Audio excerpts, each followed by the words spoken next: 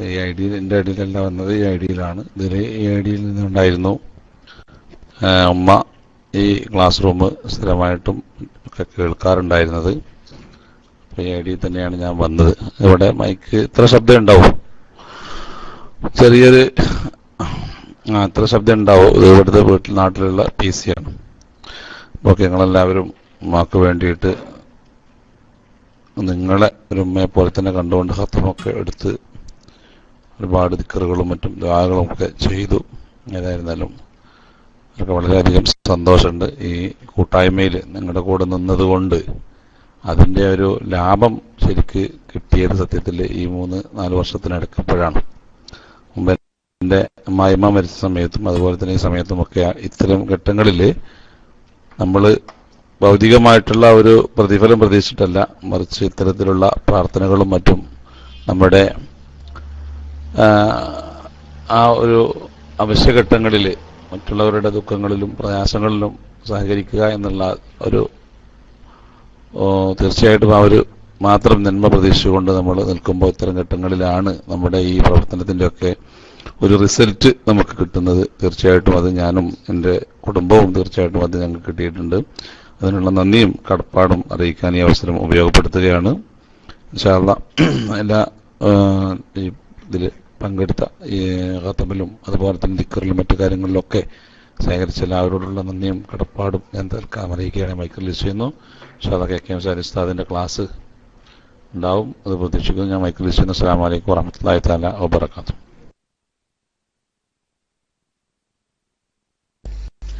വഅലൈക്കും അസ്സലാം വറഹ്മത്തുള്ളാഹി വബറകാതുഹു. അസ്സലാമു അലൈക്കും വറഹ്മത്തുള്ളാഹി വബറകാതുഹു. ബിസ്മില്ലാഹിർ റഹ്മാനിർ റഹീം. അൽഹംദുലില്ലാഹി റബ്ബിൽ ആലമീൻ. വസ്സലാത്തു വസ്സലാമു അലാ സയ്യിദിനാ മുഹമ്മദിൻ വആലിഹി വസഹ്ബിഹി അജ്മഈൻ. അമ്മാ ബഅദ്. ബഹുമാനമുള്ള മുഅ്മിനുകളെ, ഞാൻ ശരിക്കും നേരത്തെ അബൂ മിഷലിന് ഡോട്ട് ഇടേണ്ടതാണ്. എന്തായാലും അദ്ദേഹം ഞാൻ എന്റെ മൈക്കിലേക്ക് വരുന്നതിന് മുമ്പ് അദ്ദേഹം മൈക്ക് എടുത്തോണ്ട് രക്ഷപ്പെട്ടു. ഏതായാലും അല്ലാഹു സുബ്ഹാനഹു വ തആല നമ്മുടെ റൂമിൽ ഓതിയ ആ ഖത്മുകളൊക്കെ അതേപോലെ തന്നെ ചൊല്ലിയ ദിക്റുകളൊക്കെ സ്വീകരിക്കുകയും അതിൻ്റെയൊക്കെ പ്രതിഫലം ആ മഹദിയുടെയും അതേപോലെ നമ്മിൽ നിന്ന് മരിച്ചുപോയ എല്ലാവരുടെയും പ്രത്യേകിച്ചൂടെ അനുസ്മരിച്ച അവരുടെ ഒക്കെ റൂഹിലേക്ക് അള്ളാഹു എത്തിച്ചു കൊടുക്കുമാറാവട്ടെ. നമ്മുടെ വേണ്ടപ്പെട്ട പലരും രോഗികളായിട്ടുണ്ട്. ബഹുമാനപ്പെട്ട സുലൈമാൻ ഉസ്താദിന്റെ മകൻ ആഴ്ചയിൽ 2 തവണ ഡയാലിസിസ് നടത്തിക്കൊണ്ടിരിക്കുന്നു. പ്രത്യേകം ദ്വാരക്കാൻ വേണ്ടി സക്കി ഉസ്താദ് ഏൽപ്പിച്ചിട്ടുണ്ട്. അല്ലാഹു തആല നമ്മുടെയും അവരുടെയും ഒക്കെ എല്ലാ രോഗങ്ങൾക്കും ഖൈറായ ശിഫ നൽകുമാറാവട്ടെ. ആമീൻ എന്ന് ദുആ ചെയ്ത് ഇന്ന് ചിലപ്പോൾ കുറച്ച് നേരത്തെ ക്ലാസ് നിർത്തേണ്ടി വരും എന്നാണ് എപ്പോഴത്തെ ഒരു കണക്കൂട്ടല്. അപ്പോ അങ്ങനെയാണെങ്കിൽ മറ്റു ചർച്ചകളോ അല്ലെങ്കിൽ ലൈവ് പരിപാടിയൊക്കെ അതിനനുസരിച്ച് ഇൻഷാ അല്ലാഹ് അഡ്മിന്മാര് ക്രമീകരിക്കണം എന്ന് ആമുഖമായി അറിയിച്ചുകൊണ്ട് ഇന്നലെ നമ്മൾ പറഞ്ഞു നിർത്തിയത് അല്ലാഹു സുബ്ഹാനഹു വ തആല മനുഷ്യപിതാവായ ആദം നബി അലൈഹിസ്സലാമിനെ അത് മുഖേന മനുഷ്യ സമൂഹത്തെ അവന്റെ പ്രതിനിധിയായി ലോകത്ത് സംവിധാനിക്കുന്നതിനെ കുറിച്ച് അല്ലാഹു മലക്കുകളോട് അഭിപ്രായം ചോദിക്കുകയും അവർ എന്തിനാണ് അങ്ങനെ എന്ന് അന്വേഷിച്ചുവെങ്കിലും അതിന്റെ കാരണം അത് നിങ്ങളെക്കാൾ എനിക്കറിയാമെന്ന് അല്ലാഹു സുബ്ഹാനഹു വ തആല വിശദീകരിക്കുകയും ചെയ്തത് നാം പറഞ്ഞു. എന്നിട്ട് ഈ മനുഷ്യ സമൂഹത്തെ സ്വാഭാവികമായും അത്ര വലിയൊരു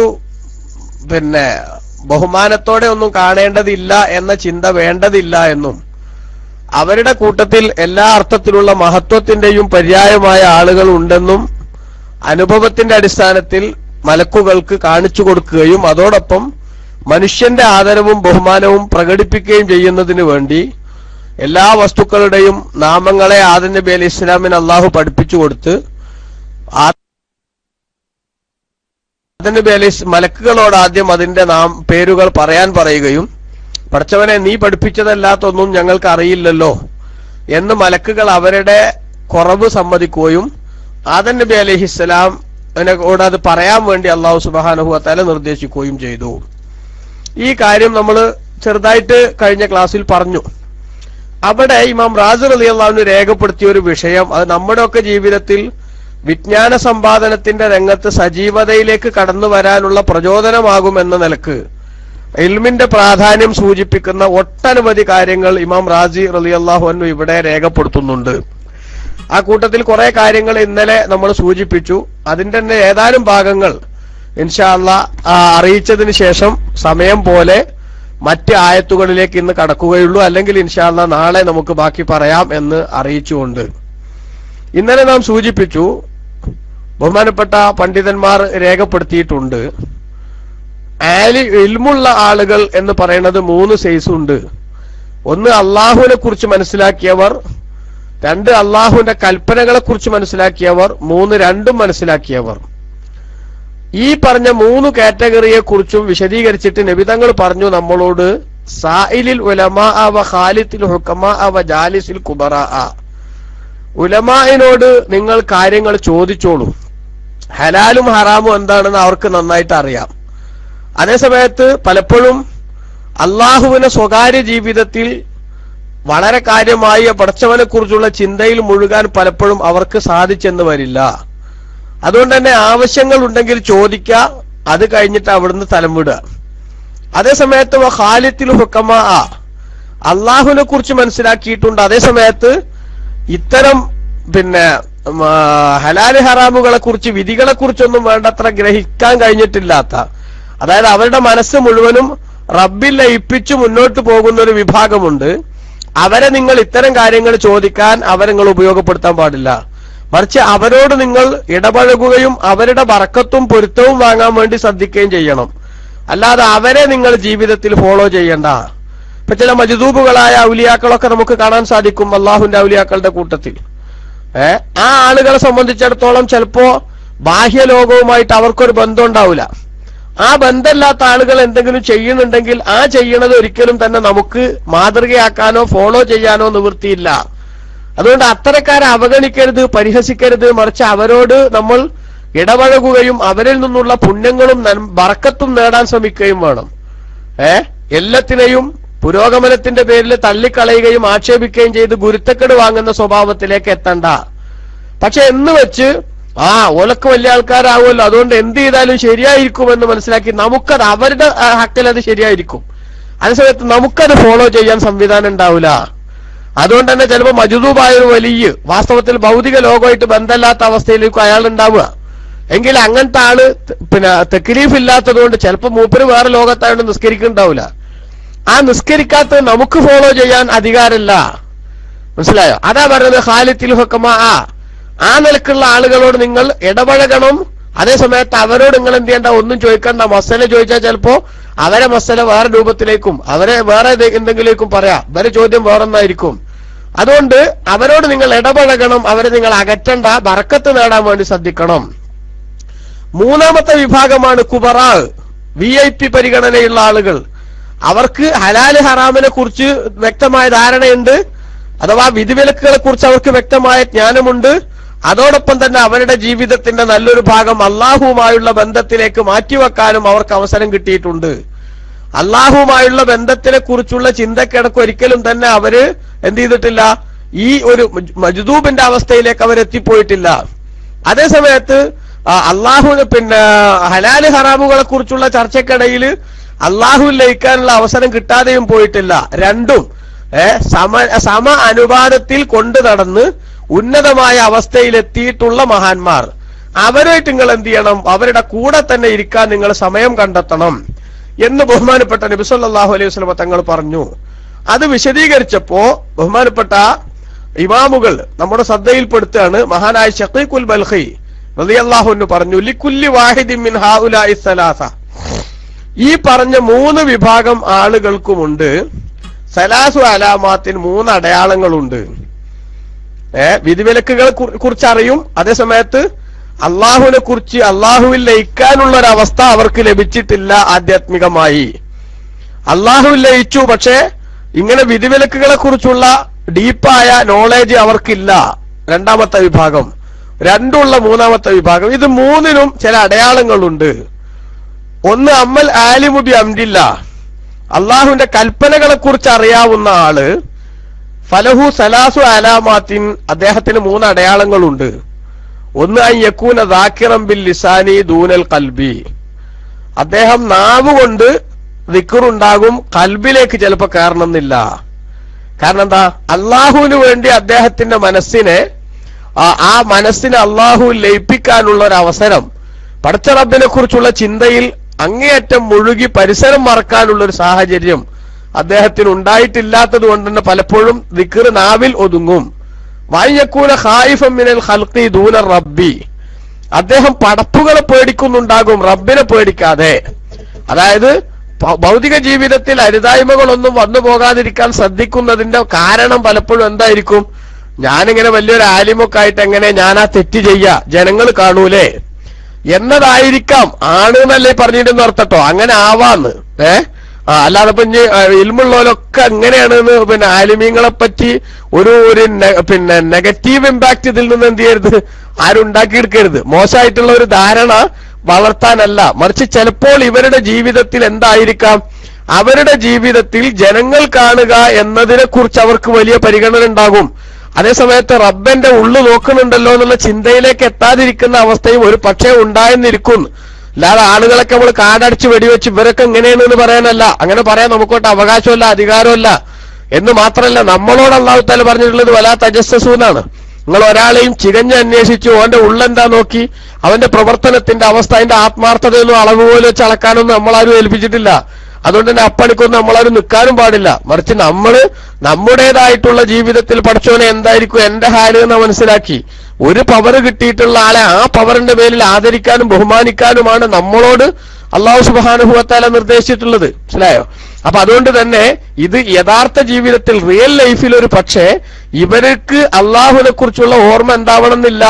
അങ്ങനെ ഉണ്ടാവണമെന്നില്ലാത്ത ആളുകളും ഉണ്ടാകുമെന്നാ പറഞ്ഞത്. ഈ 3 ഗ്രൂപ്പിനെയും വാസ്തവത്തില് വേർതിരിച്ച് മനസ്സിലാക്കാനൊന്നും ആരെ കൊണ്ട് പറ്റൂല, നമ്മളെ കൊണ്ട് പറ്റൂല.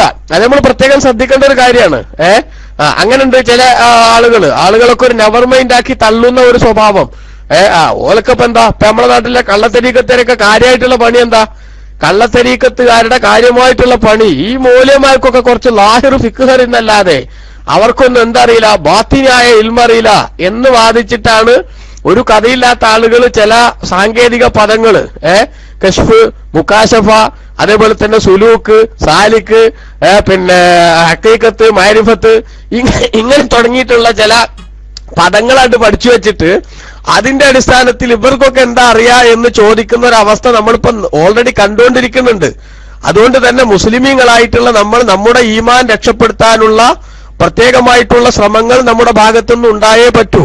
ഒരു ആലിമിനെ നിസ്സാരമാക്കാൻ ഒരിക്കലും തന്നെ നമുക്ക് ലൈസൻസും ഇല്ല, നമ്മളതിനെ ഏൽപ്പിച്ചിട്ടില്ല എന്നത് ഇതിന്റെ ഇടക്ക് പ്രത്യേകമായി അടിവരയിട്ട് പറയാൻ ഞാൻ പിന്നെ സമയം കാണുന്നു.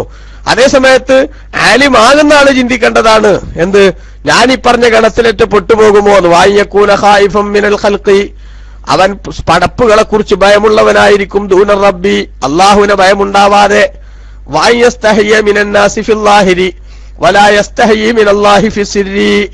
3ാമത്തെ അടയാളം, ബാഹ്യ ജനങ്ങളെ തൊട്ട് അയാൾ ലജ്ജിക്കുന്നു. ജനങ്ങൾ ഞാനത് ചെയ്യുന്നത് കാണാൻ പാടില്ല, മോശല്ലേ എന്ന് വിചാരിക്കുന്നു. അതേസമയത്ത് എന്റെ സ്വകാര്യ ജീവിതം അല്ലാഹു തആല നിരീക്ഷിക്കുന്നുണ്ടല്ലോ എന്ന ലജ്ജ അവന്റെ മനസ്സിൽ വരുന്നുമില്ലാത്ത അവസ്ഥ ഉണ്ടാകാം. അതാണ് അള്ളാഹുവിന്റെ കൽപ്പനകളെ കുറിച്ച് അറിയും, പക്ഷെ റബ്ബിനെ കുറിച്ച് ചിന്തയില്ലാത്ത അവസ്ഥയിലെത്തിയവന്റെ അവസ്ഥ.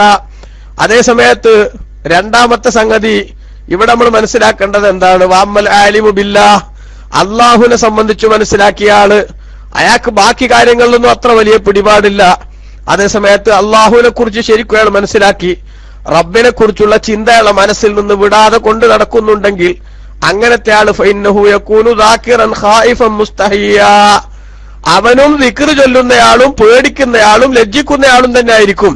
നേരത്തെ പറഞ്ഞതും അങ്ങനെ തന്നെ. പക്ഷെ ഈ ദിക്റിൽ വ്യത്യാസം എന്താ, അമ്മദ് ദിക്റു, ഇയാളുടെ ദിക്ർ ഫദിക്റുൽ ഖൽബി ലാ ദിക്റുൽ ലിസാനി, ഹൃദയത്തിന്റെ ദിക്റാണ്, നാവിന്റെ ദിക്റല്ല. അതായത് നാവുകൊണ്ട് ചെല്ലൂല എന്നല്ല, നാവുകൊണ്ട് ചെല്ലണത് എവിടെ ഉണ്ടാകും, അവരുടെ മനസ്സിലുണ്ടാകും. അപ്പൊ മനസ്സിൽ നിന്നാണ് അവരുടെ ദിക്ർ വരുന്നത്. അതേസമയത്ത് വഅമ്മൽ ഖൗഫു, അവരെ പേടി, ഫഖൗഫുർ റിയാഇ ലാ ഖൗഫുൽ മഅസിയതി, കേട്ടോ. റിയാ ലോകമാന്യം വരുമോ എന്നുള്ള പേടിയാണ്, അല്ലാതെ എന്ത് പേടിയല്ല. ലാ ഖൗഫുൽ മഅസിയത്തി, തെറ്റ് വരുമോ എന്നുള്ള പേടിയല്ല. എന്റെ അടുത്ത് നിന്ന് അബദ്ധം വരുമോ എന്നുള്ള പേടിയല്ല. ഞാൻ ഏതെങ്കിലും ഒരു സൽക്കർമ്മം ചെയ്യുന്നതിൽ പടച്ചോനെ നിന്റെ പൊരുത്തമല്ലാത്ത വല്ല ചിന്തയും എന്റെ അടുത്തേക്കറ്റ വന്നു പോകുമോ എന്നുള്ള പേടിയാണ്. വമ്മൽ ഹയാഉ, അവർക്ക് ലജ്ജ ഉണ്ടെന്ന് പറഞ്ഞത് ഫഹയാഉ മാ യഖ്തുറു അലൽ ഖൽബി ലാ ഹയാഉൽ ലാഹിരി, അവരുടെ മനസ്സ് അല്ലാഹു സുബ്ഹാനഹു വ തആല എന്താക്കുന്നുണ്ട്, നിരീക്ഷിച്ചുകൊണ്ടേയിരിക്കുന്നുണ്ട്. അതുകൊണ്ട് ആ മനസ്സിൽ പടച്ച റബ്ബിന്റെ പൊരുത്തത്തിന് നിരക്കാത്ത വല്ലതും എപ്പോഴെങ്കിലും വന്നു പോകുമോ എന്ന ലജ്ജയാണ് അവർക്കുള്ളത്. അഥവാ അവരുടെ എല്ലാ സംഗതികളും അല്ലാഹു സുബ്ഹാനഹു വ തആലയുടെ പൊരുത്തവുമായി ബന്ധപ്പെടുത്തി പടച്ചവനെ കുറിച്ചുള്ള ചിന്തയിലാണ്. ദിക്ർ നാവിൽ നിന്ന് വരുമ്പോ തന്നെ മനസ്സിലുണ്ടാകും. അതേപോലെ തന്നെ ഞാൻ ഈ ചെയ്യുന്ന ഏതെങ്കിലും സംഗതികൾ മനുഷ്യനെ കാണിക്കാനാണെന്ന ദുശ്ചിന്തയെങ്ങാനും എന്റെ മനസ്സിൽ വന്നു പോയേക്കുമോ എന്ന് പേടിയുണ്ടാകും. അതുപോലെ തന്നെ അവന്റെ ജീവിതത്തിൽ റബ്ബേ എന്റെ പ്രവർത്തനങ്ങളൊക്കെ നീ എന്റെ കൽബ് വായിക്കുന്നവനാണ് എന്ന ബോധത്തോടു കൂടെയുള്ള ലജ്ജയുണ്ടാകും അവർക്ക്. അതാണ് വാസ്തവത്തിൽ ഒരു മനുഷ്യനെ ആത്മീയമായി നന്നാക്കാനുള്ള ഏറ്റവും പ്രധാനപ്പെട്ട ഘടകം. ആ ഘടകം ഒരു മനുഷ്യന്റെ മനസ്സിൽ ഒത്തുവരണം. അത് ആ കണ്ടീഷനിൽ എത്തിയില്ലെങ്കിൽ പോലും സാധാരണക്കാരായ നമ്മളും നമ്മുടെ ജീവിതത്തിൽ പറ്റുന്നത്ര അത് പുലർത്താൻ ശ്രമിക്കണം. അല്ലാഹു സുബ്ഹാനഹു വ തആല നിങ്ങൾ കണ്ടില്ലേ, നമ്മളോട് നബി തങ്ങൾ പഠിപ്പിച്ചിട്ടുള്ളത് എന്താണ്? അൻ തഅബുദല്ലാഹ കഅന്നക തറാഹു ഫഇൻ ലം തകുൻ തറാഹു ഫഇന്നഹു യറാക്. അല്ലാഹുവിനെ നീ കാണും പോലെ നീ അല്ലാഹുവിനെ ഇബാദത്ത് എടുക്കണം. കാരണം അല്ലാഹുവിനെ നീ കാണുന്നില്ലെങ്കിലും അല്ലാഹു നിന്നെ കണ്ടുകൊണ്ടേയിരിക്കുന്നു. കേട്ടോ, ഈ ബോധം മനുഷ്യ മനസ്സിനെ സ്വാധീനിക്കണം. എന്നാൽ ഇതിന് ശരിക്കും വിജയിച്ചിട്ടുള്ളവരാണ് ഇപ്പറഞ്ഞ രണ്ടാമത്തെ കാറ്റഗറി. മൂന്നാമത്തെ വിഭാഗം ബഹുമാനപ്പെട്ട റാസിമാം രേഖപ്പെടുത്തുന്നു, അമ്മൽ ആലിമു ബില്ലാഹി വബി അംദില്ലാഹി, അള്ളാഹുവിനെ കൊണ്ടും അയാൾക്കറിയാം, അള്ളാഹുവിന്റെ വിധിവിലക്കുകളെ കുറിച്ചും അയാൾക്കറിയാം. അങ്ങനെയുള്ള പണ്ഡിതൻ ഫലഹു സിത്തത്തു അശിയാ, അയാൾക്ക് 6 സംഗതികളുണ്ട്. അസ്സലാസത്തുല്ലത്തി ദക്കർനഹാ ലിൽ ആലിമി ബില്ലാഹി ഫഖത്ത്, അള്ളാഹിനെ കുറിച്ച് മനസ്സിലാക്കിയ ആൾക്കുണ്ടെന്ന് പറഞ്ഞ 3 സംഗതി അയാൾക്കുണ്ടാകും. അയാളെ മനസ്സിൽ ദിക്റുണ്ടാകും. അതേപോലെ തന്നെ തെറ്റ് വരുമോ എന്നുള്ള പേടിയല്ല, റിയാവ് വരുമോ ലോകമാന്യം വരുമോ എന്നുള്ള പേടിയാണ് അവർക്ക്. അതുപോലെ തന്നെ എന്റെ മനസ്സിൽ എന്തെങ്കിലും പടച്ചവൻ പൊരുത്തപ്പെടാത്തത് വന്നു പോയേക്കുമോ എന്ന ബേജാറാണ് അവർക്ക്.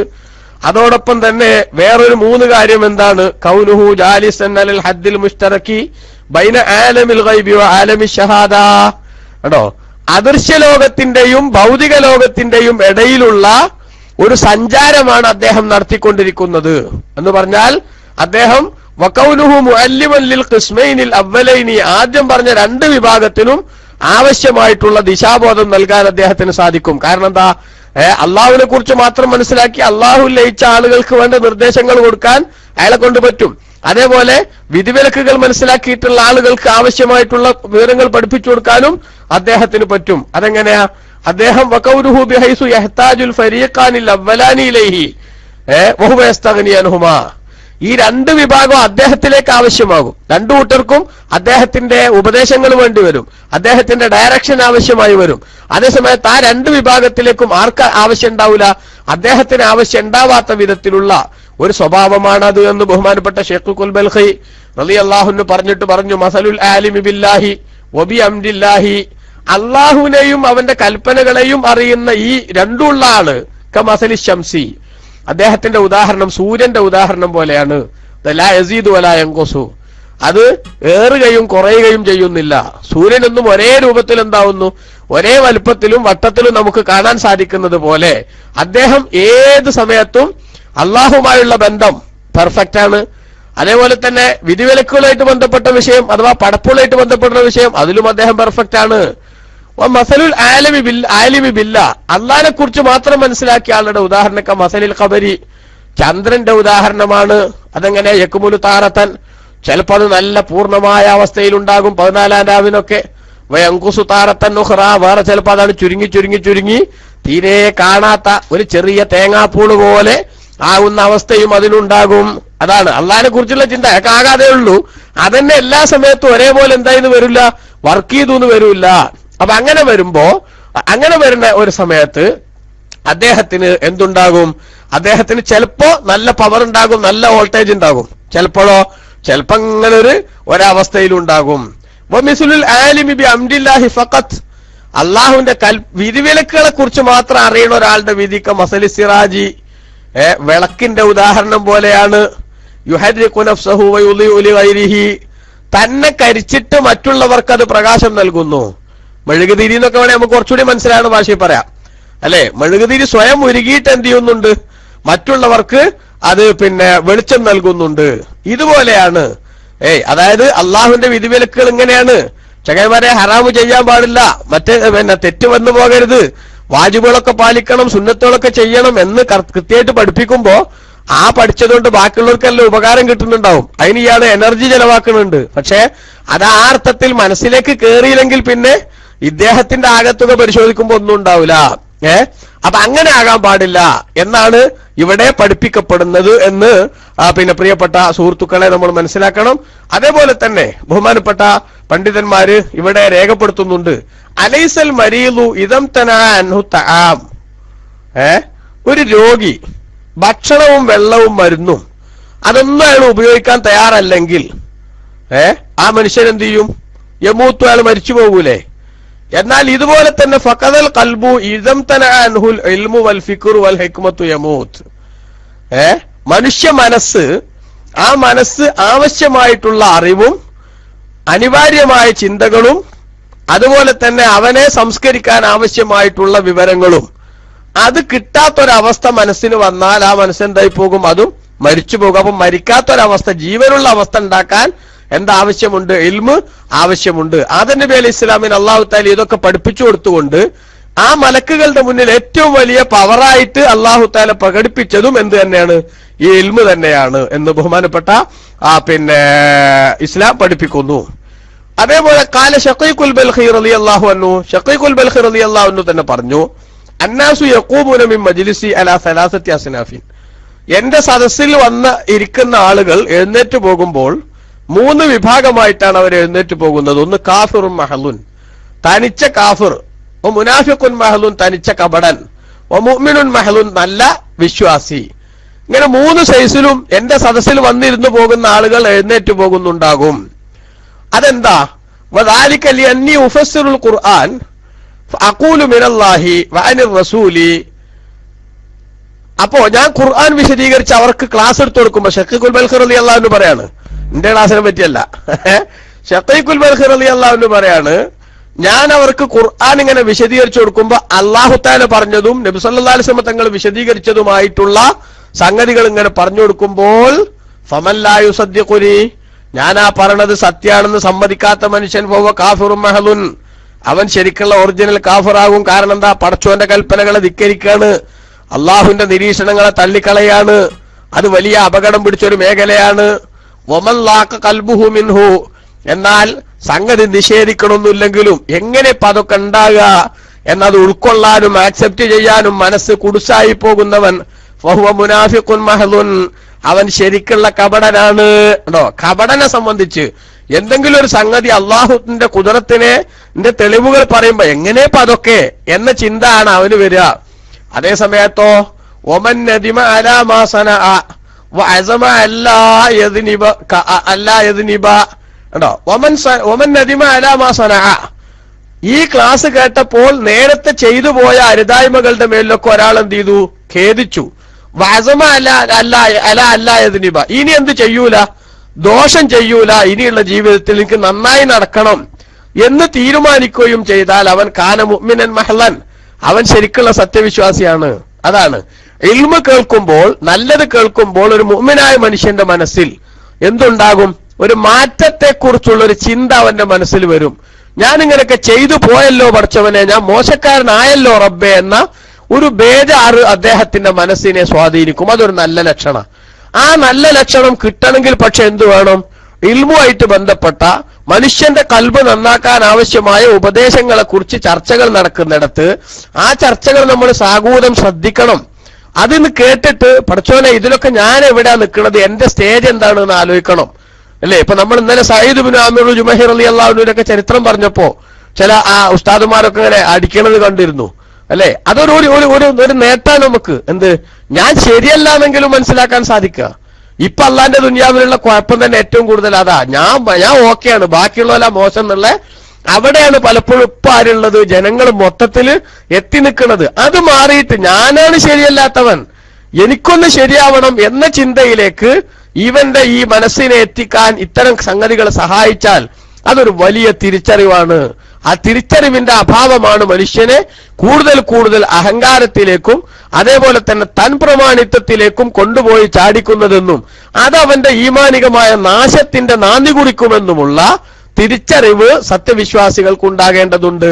അപ്പൊ ശഖീഖുൽ ബൽഖി റളിയല്ലാഹു അൻഹു പറയണത്, എന്റെ സദസ്സിൽ വന്ന് അള്ളാഹുവിന്റെ ഖുർആനിന്റെ വിശദീകരണങ്ങൾ ഞാൻ നൽകുമ്പോൾ ആ വിശദീകരണം കേട്ടിട്ട് കഴിഞ്ഞകാല ജീവിതത്തിൽ വന്ന തെറ്റുകളെ കുറിച്ച് ആലോചിച്ച് ഖേദിക്കുകയും ഇനി ഞാൻ അത്തരം അരുതായ്മകളിലേക്ക് പോകില്ലെന്ന് തീരുമാനിക്കുകയും ചെയ്യാനുള്ള പ്രചോദനം ആർക്കെങ്കിലും ലഭിക്കുന്നുവെങ്കിൽ അവൻ നല്ല ഈമാനിന്റെ ഗുണം കാണിച്ചുകൊണ്ടാണ് എഴുന്നേറ്റ് പോകുന്നത്. അപ്പൊ അങ്ങനത്തെ ഒരു സദസ്സ് നടത്തണമെങ്കിൽ എന്ത് വേണം? ഇൽമു വേണം. അതിനെനിക്ക് സാധിച്ചല്ലോ എന്ന ശഖീഖുൽ ബൽഖി റളിയല്ലാഹു അൻഹു തനിക്ക് അല്ലാഹു നൽകിയ നിഅമത്തും അതേപോലെ തന്നെ ആ സദസ്സിൽ സംബന്ധിക്കുന്നവർക്ക് അതുകൊണ്ടുണ്ടാകുന്ന റിസൾട്ട് വലിയ സന്തോഷത്തോടുകൂടെ കാണുകയും ചെയ്യുന്നു. അതേപോലെ തന്നെ വഖാലൈലൻ ബഹുമാനപ്പെട്ട ശഖീഖുൽ ബൽഖി റളിയല്ലാഹു അൻഹു പറഞ്ഞു, സലാസത്തും മിനൻ നൗമി യുബ്ഗിദുഹു അല്ലാഹു തആല, 3 ഉറക്കം അല്ലാഹുവിന് ഭയങ്കര വെറുപ്പാണ്. 3 ഉറക്കം. സലാസത്തും മിനൽ ലഹ്കി, അതേപോലെ തന്നെ 3 ചിരി, അതും അല്ലാഹുവിന് ഭയങ്കര വെറുപ്പാ. ഒന്ന് അന്നൗമു ബഅദ സ്വലാത്തിൽ ഫജ്രി, സുബഹി നിസ്കരിച്ചതിന് ശേഷം ഉറങ്ങുക. സുബഹി നിസ്കരിച്ചിട്ട് പിന്നെ കുറച്ച് പണികൾ നമുക്ക് നിർദ്ദേശിക്കപ്പെട്ടിട്ടുണ്ട്. ആ പണിയൊക്കെ ചെയ്തിട്ട് ഞാൻ പറയുമ്പോ ഇന്നലെ ഞാൻ പറഞ്ഞ ചരിത്രം ഓർമ്മ വേണം, മനസ്സിലായില്ലേ? സുബഹി നിസ്കരിച്ചുറങ്ങിയാലല്ലേ പ്രശ്നമുള്ളൂ. അതുകൊണ്ട് നിസ്കരിക്കാതെ ഉറങ്ങുകയാണെങ്കിൽ കുഴപ്പമില്ല എന്ന് മനസ്സിലാക്കരുത്. മറിച്ച് നിസ്കരിച്ചിട്ട്, അത് നല്ല സമയമാണ്. സുബഹിന്റെ ശേഷം സൂര്യൻ ഉദിച്ച് ഒരു കുന്തത്തിന്റെ അത്ര പൊങ്ങണത് വരെയുള്ള സമയം എന്ന് പറഞ്ഞാൽ വളരെ നല്ല ടൈമാണ്. ആ ടൈം ഉറക്കത്തിന് ഉപയോഗിക്കുന്നത് ഏറ്റവും രാവിലെ അതിരാവിലെയുള്ള ഉറക്കം നിനക്ക് ഏറ്റവും വലിയ നാശം സമ്മാനിക്കും എന്ന് പഠിപ്പിക്കപ്പെട്ടിട്ടുണ്ട്. അപ്പൊ അതുകൊണ്ട് അത് അള്ളാഹുവിന് വെറുപ്പാണ്. അതേപോലെ തന്നെ ഖബല സ്വലാത്തിൽ അത്തമ, ഇശാ നിസ്കാരത്തിന് മുമ്പ്, ഇശാ മഗ്രിബിന്റെ ഇടയിലുള്ള സമയം ഉണ്ടല്ലോ, ആ ഇശാ മഗ്രിബിന്റെ ഇടയിലുള്ള സമയം എന്ന് പറയുന്നത് വളരെ പ്രധാനപ്പെട്ട ഒരു സമയമാണ്. ആ സമയം നന്മക്ക് വേണ്ടി വിനിയോഗിക്കാൻ വിശ്വാസികൾ പണ്ട് കാലത്ത് ശരിക്കും ശ്രദ്ധിച്ചിരുന്നു. ഇശാ മഗ്രിബിന്റെ ഇടയിലുള്ള സമയം ദിക്റുകൾക്കും സലാത്തുകൾക്കും അതേപോലെ തന്നെ തബാറക സൂറത്ത് ഓതാൻ, അലിഫ്ലാമിം സജദ ഓതാൻ, യാസീൻ ഓതാൻ, അങ്ങനെയുള്ള ഒരുപാട് സംഭവങ്ങൾ, ഒരുപാട് സംഭവങ്ങൾക്ക് വേണ്ടി നമ്മുടെ നാട്ടിലൊക്കെ ആണെങ്കിൽ വയസ്സായ ഉമ്മമാര് മുഹീദ്ദീമാല പാടാൻ, റിഫായിമാല പാടാനും നഫീസത്ത് മാല പാടാനൊക്കെ ആഴ്ചരാവ് എന്ന് പറയല് ഞങ്ങളൊക്കെ പഴയ ആൾക്കാര്. വെള്ളിയാഴ്ച രാവിന് ഇന്നത്, ശനിയാഴ്ച രാവിന് ഇന്നത്, ഞായറാഴ്ച രാവിന് ഇന്നത്, ഇങ്ങനെ അവർ തീരുമാനിച്ചിട്ടുണ്ട്. അത് ആ രാവിന് പ്രത്യേകമായിട്ട് അങ്ങനെ ഉണ്ട് എന്നല്ല, ആ രാവിന് അത് ഓതുക. അങ്ങനെ ഓരോ സംഗതികൾ, സലാമത്തുൽ ഈമാൻ ദുആ നടത്താൻ, കഞ്ചുൽ അർശ് ദുആ നടത്താൻ, അതേപോലെ തന്നെ സ്വലാത്തുകൾ ചൊല്ലാൻ ഒക്കെ അവർ സമയം കണ്ടെത്തും. മഗ്രിബ് നിസ്കരിച്ച് ഇശാ വരെയുള്ള സമയം അത് ശരിക്കും ഫലവത്തായി ഉപയോഗപ്പെടുത്തിയിരുന്നു. എന്നാൽ ഇന്നത്തെ അവസ്ഥ എന്താപ്പോ? ഇശാ മഗ്രിബിന്റെ ഇടയിലുള്ള സമയം ഉറങ്ങാതിരുന്നാൽ മാത്രം പോരല്ലോ, ഉറങ്ങാത്ത ആളുകൾ തന്നെ ആ സമയം വാസ്തവത്തിൽ എന്തിനാ ഉപയോഗപ്പെടുത്തുന്നത്? ഇപ്പോ അടിപൊളി സീരിയലുകൾ, പിന്നെ ശരിക്കും മനുഷ്യന്റെ കാതടപ്പിക്കും വിധത്തിലുള്ള സംഗീതം, അതുപോലെ തന്നെ പിന്നെ അടിപൊളി ഡയലോഗുകൾ, അതാണ് ഓരോ മുസ്ലിം വീടുകളിൽ നിന്നും ഇന്ന് ഉയർന്നു കേൾക്കുന്നത് ഇശാ മഗ്രിബിന്റെ ഇടയിലെങ്കിൽ നമ്മളെ അധപ്പതനത്തിന്റെ പ്രധാനപ്പെട്ട കാരണങ്ങളിൽ ഒന്നായിട്ട് അതായിപ്പോയി എന്ന കാര്യത്തിൽ വല്ല സംശയവും വല്ല തർക്കമുണ്ടോ പ്രിയപ്പെട്ട സഹോദരന്മാരെ? അപ്പോ ആ ഒരു അവസ്ഥയിൽ നമ്മൾ എന്ത് ചെയ്യേണ്ടതുണ്ട്? കാര്യങ്ങളെ വിലയിരുത്തേണ്ടതും മനസ്സിലാക്കേണ്ടതുണ്ട് എന്നത് പ്രധാനപ്പെട്ട ഒരു കാര്യം തന്നെ. അപ്പൊ ഇശാഇന്റെ മുമ്പുള്ള ഉറക്കം, അത് ബഹുമാനപ്പെട്ട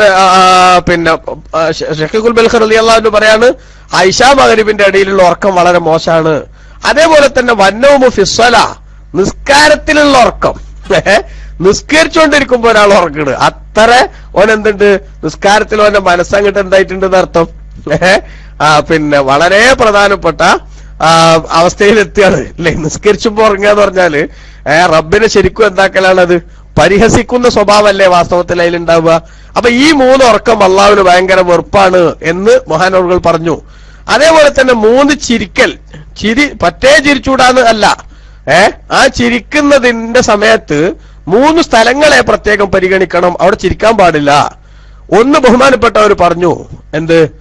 അതേപോലെ തന്നെ വന്നോമോന്റെ മജ്ലിസിൽ ദിക്രി, ദിക്റിന്റെ സദസ്സിൽ ഉറങ്ങല്, ദിക്റിന്റെ മജ്ലിസിൽ ഉറങ്ങുക. അപ്പോ സുബൈന്റെ ശേഷവും ഇശാന്റെ മുമ്പുള്ള ഉറക്കം അത് ഒന്നായിട്ട് കൂട്ടിയാൽ മതി.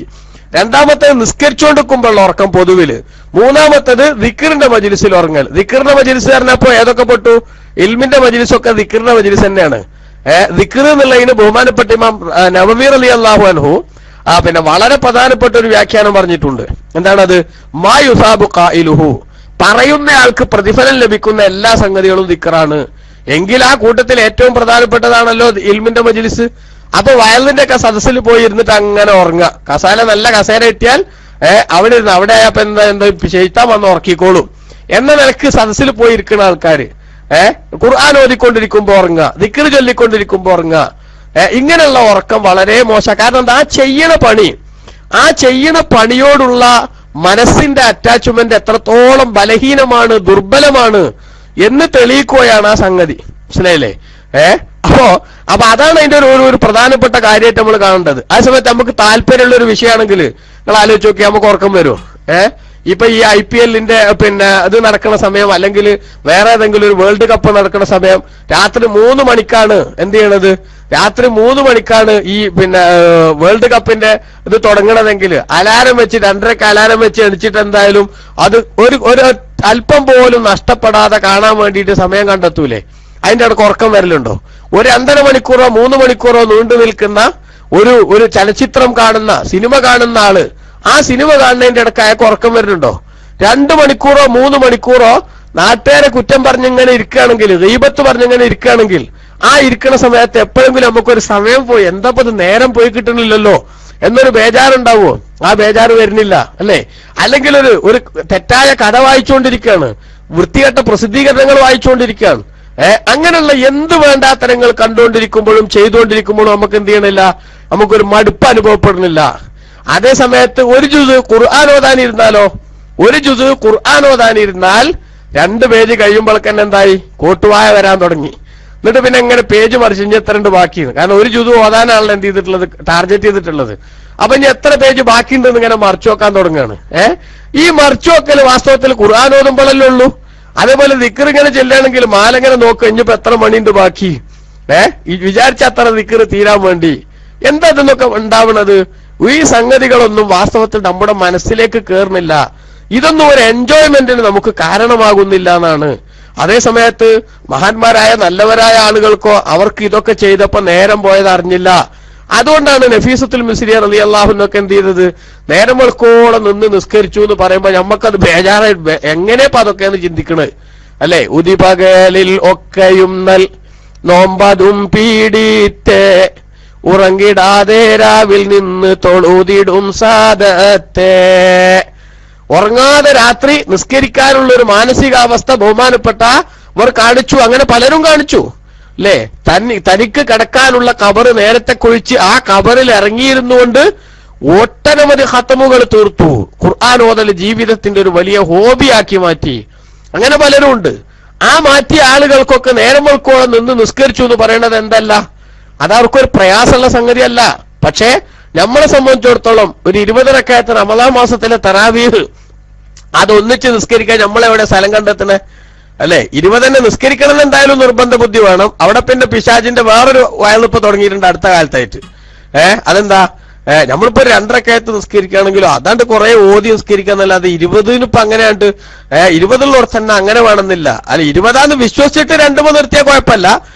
അതേ സമയത്ത് അതല്ലാത്ത നിലക്ക് 8 ഉള്ളൂ എന്ന് വിചാരിച്ചിട്ട് അവിടെ പിന്നെ ഖുർആൻ മൊത്തം ഒരു തറാവീഹ് തന്നെ ഖത്തം നിർത്തിയിട്ടും കാര്യമൊന്നുമില്ല. അങ്ങനെ ഒരു തറാവീഹ് ഇല്ല. അപ്പൊ ആ 20 പക്ഷെ നമ്മള് പ്രയോറിറ്റി കൊടുക്കുക തറാവീഹും വിത്റും ഇശായും അതിന്റെ സുന്നത്തും കൂടെ അരമണിക്കൂർ കൊണ്ട് കഴിയണ പള്ളി എവിടെയെന്നാ നോക്കുക അല്ലെ? കാരണം എന്താ? എത്രയും പെട്ടെന്ന് ചൂടപ്പം പോലെ എന്ത് ചെയ്യണം? അതങ്ങോട്ട് തീർത്തിട്ട് ഇങ്ങോട്ട് പോരണം. ആ ഒരു പരിപാടി അത് ഒരു കടമ തീർക്കണ പണി. കാരണം എന്താ? കുറച്ചു സമയം നീണ്ടു നിന്നാൽ നമുക്ക് ഉറക്കം വരും അല്ലെ? ഇതല്ലേ അവസ്ഥ? എന്താ കാരണം? ആ ഒരു അവസ്ഥ നമുക്ക് വരുന്നതിന്റെ കാരണം ഇതൊന്നും മനസ്സിലേക്ക് കയറുന്നില്ല എന്നുള്ളതാണ്. അപ്പൊ ഞാൻ സൂചിപ്പിച്ചത് ഇശാ മഗ്‌രിബിന്റെ ഇടയിലുള്ള സമയം അത് വളരെ പ്രധാനപ്പെട്ട ഒരു സമയമാണ് എന്ന് നമ്മൾ മനസ്സിലാക്കണം. ആ സമയം ഉറങ്ങാൻ ഉപയോഗിക്കരുത്. അതുപോലെ തന്നെ ദിക്റുകൾ ചൊല്ലുമ്പോ, ദിക്റുകളുടെ സദസ്സുകളിൽ കൂടുമ്പോ, അത് വയലിന്റെ സദസ്സായാലും ശരി, അതേപോലെ തന്നെ മറ്റേത് സദസ്സായാലും ശരി. പക്ഷെ പലപ്പോഴും നമ്മള് വയലിന്റെ സദസ്സിനൊക്കെ നമ്മളിപ്പോ പ്രാധാന്യം കൊടുക്കുന്നത് എവിടെയാ? ആ പറയണയിൽ വല്ല ഇൽമും കിട്ടുന്നുണ്ടോ? മനുഷ്യന് തഖ്വ ഉണ്ടാക്കുന്നുണ്ടോ?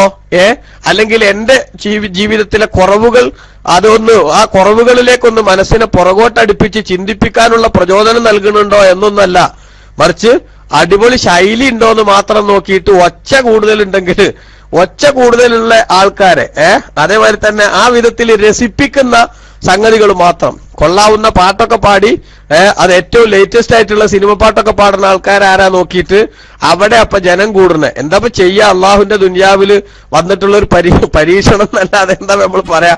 അള്ളാഹു സുബ്ഹാനഹു വ തആല കാത്തു രക്ഷിക്കുമാറാവട്ടെ. സമൂഹത്തിന്റെ ആറ്റിറ്റ്യൂഡ് വളരെ മോശമായിക്കൊണ്ടിരിക്കുകയാണ്. ഒരു സംഗതിയിലും അതിന്റെ ഇസ്ലാമികമായിട്ടുള്ള വശങ്ങൾ എന്ത്, അല്ലെങ്കിൽ അതുകൊണ്ട് എനിക്ക് ആത്മീയമായിട്ട് ഉണ്ടാകേണ്ട നേട്ടങ്ങൾ എന്ത് എന്നതിനെ കുറിച്ചല്ല, ചൊർക്കിലാണ് പലപ്പോഴും എന്ത് ചെയ്യണത് ജനം ശ്രദ്ധിക്കുന്നത്. അതേപോലെ തന്നെ ബഹളത്തിലാണ് പലരും ശ്രദ്ധിക്കുന്നത്. ഭയങ്കര ഒച്ച ഉണ്ടെങ്കിൽ അവിടെയാണ് നമ്മൾ കൂടേണ്ടത് എന്നാണ് ചിലർ ചിന്തിക്കുന്നത്. അങ്ങനെയൊക്കെ ചിന്തിച്ചിട്ട് അപ്പൊ നാട്ടിലൊക്കെ ഇപ്പൊ ചില വയലുകളുടെ ഒക്കെ ഒരു കഥ ഒന്ന് ആലോചിച്ച് നോക്കിയാല് എല്ലാ കോച്ചറായികളും കൂടി ആ 2 മണിക്കൂറത്തെ ഒച്ച എന്ന അവസ്ഥയിലേക്ക് മാത്രം. അതേ സമയത്ത് മനുഷ്യന് തഖ്വ ഉണ്ടാക്കണ നല്ല വയല് പറയുന്ന എത്രയോ ഉസ്താദുമാരുടെ പ്രസംഗങ്ങൾ നടക്കുന്നുണ്ടാവും. അവിടെ ഒന്നും ആളില്ല, അവർക്കൊന്നും ചെറുപ്പക്കാർ ഒഴുകണില്ല. കാരണം എന്താ? ഇപ്പോഴത്തെ ട്രെൻഡ് മനസ്സിലാക്കിയിട്ടുള്ള പ്രസംഗം അപ്രസംഗമല്ല അവര് നടത്തണത് എന്നാണ് എന്ത് ചെയ്യണത് ഒരു അവസ്ഥ കടന്നു വന്നിട്ടുള്ളത്. നമ്മൾ മാറ്റേണ്ടതാണ്. എന്നെ ശ്രദ്ധിക്കുന്ന സുഹൃത്തുക്കളെങ്കിലും നമ്മൾ ഇൽമിന്റെ മജ്‌ലിസുകളിലൊക്കെ പങ്കെടുക്കാൻ നമ്മൾ കാണേണ്ട പിന്നെ അതിന്റെ ക്വാളിറ്റി വാസ്തവത്തിൽ ശബ്ദമല്ല, അതേപോലെ സൗണ്ടിന്റെ സൗകുമാര്യതയല്ല, ആ പറയണ ആള് പറയണ വിഷയത്തില് നമ്മുടെ കൽബിലേക്ക് ഈമാനികമായിട്ടുള്ള ഒരു ചെറിയ ചൈതന്യം ഉണ്ടാക്കാൻ പറ്റുന്നുണ്ടോ എന്നതാണ് ചിന്തിക്കേണ്ടത്. അല്ലെങ്കിൽ ഇപ്പൊ തമാശക്ക് തന്നെ വേണമെന്നുണ്ടോ? മനസ്സിലായില്ലേ? പിന്നെ തമാശക്ക് ഇപ്പോ എന്തൊക്കെ സംവിധാനങ്ങളുണ്ട്, പല സംവിധാനമുണ്ട്. അപ്പൊ അത് മാത്രമല്ല, മറിച്ച് ഇതുകൊണ്ട് എന്ത് കിട്ടി എനിക്ക്? ഞാൻ ആ 2 മണിക്കൂർ ചെലവാക്കിയിട്ട് എനിക്കെന്താ കിട്ടിയത്, അല്ലെങ്കിൽ 3 മണിക്കൂർ ചെലവാക്കിയിട്ട് എനിക്കെന്താ കിട്ടിയത് എന്നാ ചിന്തിക്കേണ്ടത്. അപ്പൊ ആ ഒരു അവസ്ഥയിലുള്ള ഒരു ട്രെൻഡിലേക്ക് നമ്മളൊക്കെ മാറിപ്പോകണതിനെ കുറിച്ച് നമ്മൾ ആലോചിക്കണം. നമ്മൾ ബന്ധപ്പെടുന്ന സുഹൃത്തുക്കൾക്ക് നമ്മൾ അത്തരത്തിലുള്ള ഒരു മെസ്സേജ് നമ്മൾ കൈമാറണം. പലപ്പോഴും ഇപ്പൊ നടക്കണ എന്താ വെച്ചാല് ഒഴുക്കിനനുസരിച്ച് തന്നെ എല്ലാവരും നീന്താണ്. ഇപ്പൊക്കെ അങ്ങനെയാണ് കാലം പോണത്. എന്നാ പിന്നെ നമ്മളും അതിനനുസരിച്ച് തന്നെ നമ്മളും അതൊക്കെ മതിന്ന് വെക്കുക. ആ ഒരവസ്ഥ മാറ്റിയിട്ട് ഇങ്ങനെയല്ല സുഹൃത്തെ വേണ്ടത് എന്ന് നമ്മുടെ വേണ്ടപ്പെട്ട ആളുകളോട് തിരിച്ചൊരു മെസ്സേജ് കൊടുത്ത് നന്മയിലേക്ക് അവരുടെ മനസ്സിനെ കൊണ്ടുവരാനുള്ള ശ്രമങ്ങൾ, അതാണ് വാസ്തവത്തിൽ പ്രബോധകരായിട്ടുള്ള നമ്മളൊക്കെ നടത്തിക്കൊണ്ടിരിക്കേണ്ടത്. ഇപ്പൊ എന്റെ ക്ലാസ് പോയി ശ്രദ്ധിച്ചുകൊണ്ടിരിക്കുന്ന സുഹൃത്തുക്കളോട് എനിക്ക് പറയാനുള്ളത് അതാണ്.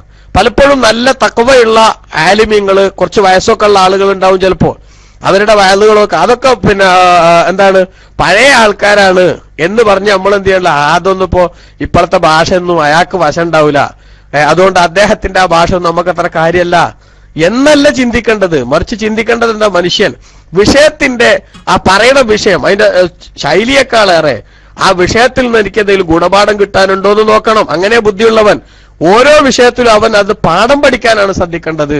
അപ്പൊ അങ്ങനെ ശ്രദ്ധിക്കുമ്പോൾ ഞാൻ സൂചിപ്പിച്ചത് പിന്നെ ദിക്റിന്റെ മജ്‌ലിസിൽ, വയലിന്റെ മജ്‌ലിസിൽ ഒക്കെ എങ്ങനെയാ ഉറക്കം വരുന്നത് ആലോചിക്കേണ്ടതാണ്. പഠിച്ചോൻ അത് ഭയങ്കര വെറുപ്പാണ്.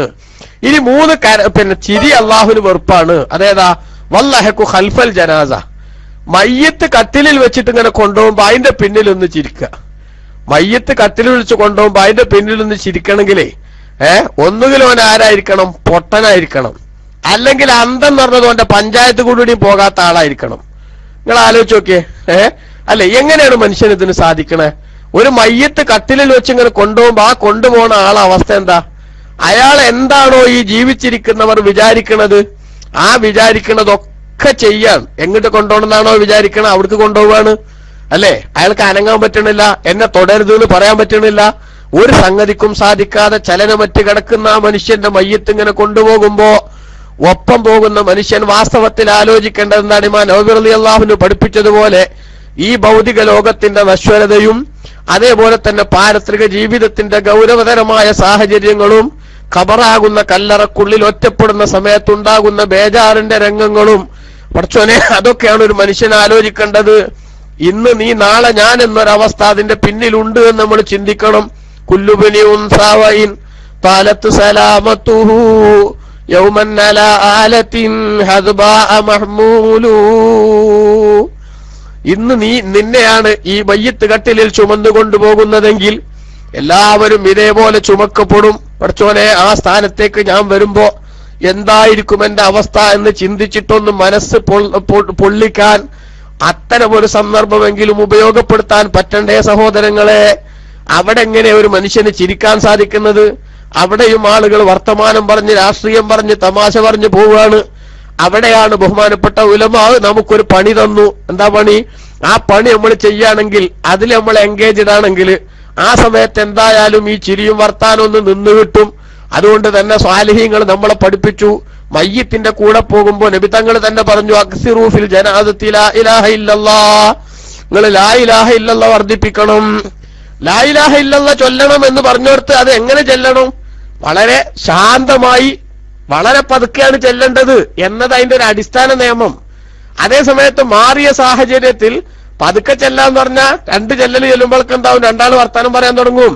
അക്കണ്ടീഷൻ വന്നൊരു കാലത്താവുമ്പോ ചില ഇമാമിങ്ങൾ രേഖപ്പെടുത്തിയിട്ടുണ്ട്, ഇക്കാലത്തൊക്കെ കുറച്ച് ഉറക്കത്തന്നെ ആയിക്കോട്ടെ, ശരിയല്ലേ? അപ്പൊ പതുക്കെ ചെല്ലേണ്ടതെന്ന് കിതാബിലൊക്കെ ഉണ്ട്. എന്നാൽ ആ സാഹചര്യത്തിന് മാറ്റം വരുന്ന ഒരു കാലത്ത് നമ്മളൊക്കെ നാട്ടിൽ ഇപ്പോ ഒരാളും ചെല്ലിക്കൊടുത്തു, ബാക്കിയുള്ളവരൊക്കെ കൂടുതൽ ചെല്ലി, അങ്ങനെ ഒന്നിച്ചാണ് ചെല്ലുകയാണെങ്കിൽ ആ ചെല്ലുന്നതിന് എന്തില്ല, അതിനൊരു കുഴപ്പമല്ല എന്ന് ബഹുമാനപ്പെട്ട ഇമാമിങ്ങൾ രേഖപ്പെടുത്തിയിട്ടുണ്ട്. മനസ്സിലായില്ലേ? അതവിടെ ബഹുമാനോട് സക്കി ഉസ്താദ് അടിച്ചിട്ടുണ്ടത്. മയ്യത്ത് കൊണ്ടുപോകുമ്പോ ദിക്റും പിന്നെ ഒക്കെ എന്ത് ചെയ്യരുത്, ബഹളമയമായ അന്തരീക്ഷത്തിൽ പാടില്ല എന്ന് പറഞ്ഞത് വഹാദാ ബേത്തിബാരിമാ കാലഫി സദരിൽ അവലി. കേട്ടോ, ആ ഉത്തമ നൂറ്റാണ്ടുകാരൻ നല്ലവരായിട്ടുള്ള ആളുകൾ ജീവിച്ച കാലഘട്ടത്തിന്റെ അവസ്ഥയാണ് പറയണത്. കാരണം എന്താ, അന്ന് അവർക്കൊക്കെ ഈ ഓർമ്മ ഉണ്ടായിരുന്നു. എന്ത്, ഞാൻ മയ്യത്ത് കൊണ്ടുപോകുന്ന സമയത്ത് മാത്രമല്ല, ഓരോ സമയത്തും അവരതിങ്ങനെ ആനം ഫാനം ചിന്തിച്ചുകൊണ്ടേയിരിക്കുന്നു. ഓരോ സെക്കൻഡിലും പഠിച്ചോനെ, നശ്വരമായി ഈ ലോകത്തിന്റെ അവസ്ഥ, ഇതിൽ ഞാൻ പെട്ടുപോയാലുള്ള സാഹചര്യങ്ങൾ, ഞാൻ മരിക്കുമ്പോ എന്റെ അവസ്ഥ എന്താണെന്നുള്ള ചിന്ത അല്ലേ, ആ ചിന്തയൊക്കെ അവർക്കുണ്ടായിരുന്നു. അതേ സമയത്ത് ഇന്നത്തെ കണ്ടീഷൻ അതല്ല. അങ്ങനത്തെ ഒരു പരിഗണനയും ചിന്തൊന്നും പലപ്പോഴും ഇല്ല. ട്രെൻഡിനനുസരിച്ച് നീങ്ങാണ്. അതുകൊണ്ട് തന്നെ ഫൽ ആന ലാ ബഅസ ബിദാലിക, ഈ കാലഘട്ടത്തിൽ എന്തില്ല, മഹാനിമാം ബുജൈരിമി റളിയല്ലാഹു അൻഹു പിന്നെ ബുജൈരിമിയിൽ ഉള്ള ഒരു ഇബാറത്താണ് പിന്നെ അവിടെ രേഖപ്പെടുത്തിയിട്ടുള്ളത്. ഫൽ ആന, ഇപ്പൊ ലാ ബഅസ ബിദാലിക, അങ്ങനെ ഉറക്കെ തന്നെ ചെല്ലുന്നതിന് ഒരു കുഴപ്പമില്ല. കാരണം എന്താ, അത് ഒരു മയ്യത്തിന് വേണ്ടി നമ്മളിപ്പോ ചെയ്യുന്ന അദ്ദേഹത്തിന് മയ്യത്ത് കൊണ്ടുപോകുക എന്നുള്ള ഒരു ഓർമ്മയും ചിന്തയൊക്കെ നമ്മളിലേക്ക് ഉണ്ടാക്കാനും, അതേപോലെ തന്നെ നമ്മൾ ഇങ്ങനെ ഒരു വിഷയത്തിൽ എൻഗേജഡ് ആയാൽ പിന്നെ എന്ത് ചെയ്യൂല, ആ സമയത്ത് നമ്മൾ വേറെ വർത്താനം പറയില്ല. അത് വേണമെങ്കിൽ എന്ത് ചെയ്യണം, ഓരോരുത്തരുടെയും ചെവിയിലേക്ക് തുളക്കണ വിധത്തിൽ തന്നെ ഇലായില്ലെന്ന് കേൾക്കണം. അപ്പുറത്തുള്ളവരും ഇപ്പുറത്തുള്ളവരൊക്കെ ചെല്ലാണ്. പിന്നെ ഞാനായിട്ട് എങ്ങനെ ചെല്ലാണ്ടൊക്കെ എന്നുള്ള അവസ്ഥയിലേക്ക് എത്തിയാലേ ചിലവരൊക്കെ ഇപ്പൊ ചെല്ലുള്ളൂ. അതുകൊണ്ട് ഇക്കാലത്ത് ആ പതുക്കെ എന്ന് പറഞ്ഞ ആ സംഗതി എന്ത് ചെയ്യേണ്ടതില്ല, ആക്കേണ്ടതില്ല. കാരണം ട്രെൻഡിനനുസരിച്ച് നീന്തുന്ന ഒരു കാലാണിപ്പോ. അപ്പൊ അങ്ങനെ വരുമ്പോ ചിലപ്പോ അവസ്ഥകളുടെ വ്യത്യാസത്തിനനുസരിച്ച് നിയമത്തിന് തന്നെ എന്ത് വരും, വ്യത്യാസം വരും. അപ്പൊ അങ്ങനെ ഞാൻ സൂചിപ്പിച്ചത് എന്താ വെച്ചാൽ, അങ്ങനെ ഇപ്പൊ ഒരു പണിയുണ്ട് നമുക്ക്. ആ മയ്യത്തിന്റെ കൂടെ പോകുമ്പോ നമുക്കൊരു പണിയുണ്ട്, ദിക്റില്ല എന്നുള്ളൊരു പണിയുണ്ട്. ആ പണി ഉണ്ടായാൽ നമ്മൾ വർത്താനം പറയില്ല. വർത്താനം പറയുമ്പോൾ നമ്മൾ ചിരിക്കാനും പിന്നെ ഇതിനൊക്കെ നിൽക്കുന്നത് അല്ലേ. അപ്പൊ നമ്മളെ നാവിനെ നമ്മൾ എന്ത് ചെയ്യുക, ഫ്രീ ആക്കിയിട്ടാല് അതെന്തെങ്കിലും വേണ്ടാത്തടത്തേക്ക് പോകും. അത് പോകാതിരിക്കാനുള്ള പണി നമ്മൾ ഉണ്ടാക്കണം. അപ്പൊ മയ്യത്തിന്റെ കൂടെ പോകുമ്പോ ഒരാൾ ചിരിക്കാന്ന് പറഞ്ഞാൽ ഒന്നുകിൽ ഒരു പ്രാന്താണ്, അല്ലെങ്കിൽ അവന് ബുദ്ധി എന്ന് പറഞ്ഞ സാധനം തീരല്ലാത്തോണ്ടാണ്. വാസ്തവത്തിൽ അവൻ ആലോചിക്കണം, പഠിച്ചോനെ ഞാൻ ഇതേപോലെ ഒരു ദിവസം എന്നെ കൊണ്ടുപോകുമല്ലോ. ഈ കൊണ്ടുപോകുന്ന സമയത്ത് ഇപ്പൊ ഈ മയ്യത്തിന്റെ അവസ്ഥ എന്താ? നബി സല്ലല്ലാഹു അലൈഹി വസല്ലം തങ്ങൾ പഠിപ്പിച്ചിട്ടുണ്ടല്ലോ, ചില മയ്യത്ത് കൊണ്ടുപോകുമ്പോ പറയുന്നത് കദ്ദിമൂനി ഇന്ന് വേഗം കൊണ്ടോ. കാരണം എന്താ, എനിക്ക് അവിടെ ചെന്നിട്ട് വേണം എന്ത് ചെയ്യാന്, പുതിയ പിന്നെ സീരിയൽ കാണാൻ. എന്താ, നബി സല്ലല്ലാഹു അലൈഹി വസല്ലം പഠിപ്പിച്ചിട്ടുണ്ട്, നല്ല മയ്യത്താണെങ്കിൽ അള്ളാഹു നമുക്ക് എല്ലാവർക്കും ആ കൂട്ടത്തിലാവാൻ ഭാഗ്യം നൽകുമാറാവട്ടെ. നല്ല മയ്യത്താണെങ്കിൽ ആ മയ്യത്തിനെ ഖബറിൽ വെച്ച് ആളുകൾ തിരിച്ചു പോന്നു. മുൻകർ നക്കീർ അലൈഹി വസ്സലാം ചോദ്യം ചോദിച്ച് ഉത്തരം പറഞ്ഞ് കഴിയുമ്പോ അള്ളാഹുവിന്റെ ഭാഗത്തു നിന്ന് ഒരു നിർദ്ദേശം വരും, അൻ സദഖാബുദി, എന്റെ അടിമ സത്യം പറഞ്ഞിരിക്കുന്നു ജനങ്ങളെ, മലക്കുകളെ, അതുകൊണ്ട് അവന് നിങ്ങൾ സ്വർഗത്തിലേക്ക് ഒരു വാതിൽ തുറന്നു കൊടുക്കൂ, സ്വർഗത്തിൽ നിന്നൊരു വിരിപ്പ് അവന് ഖബറിൽ വിരിച്ചു കൊടുക്കൂ. ആ ഖബറിൽ ഒരു വിരിപ്പ്, സ്വർഗത്തു നിന്നുള്ള വിരിപ്പാണ്ട് വിരിച്ച് കിട്ടുന്നതിനോട് കൂടെ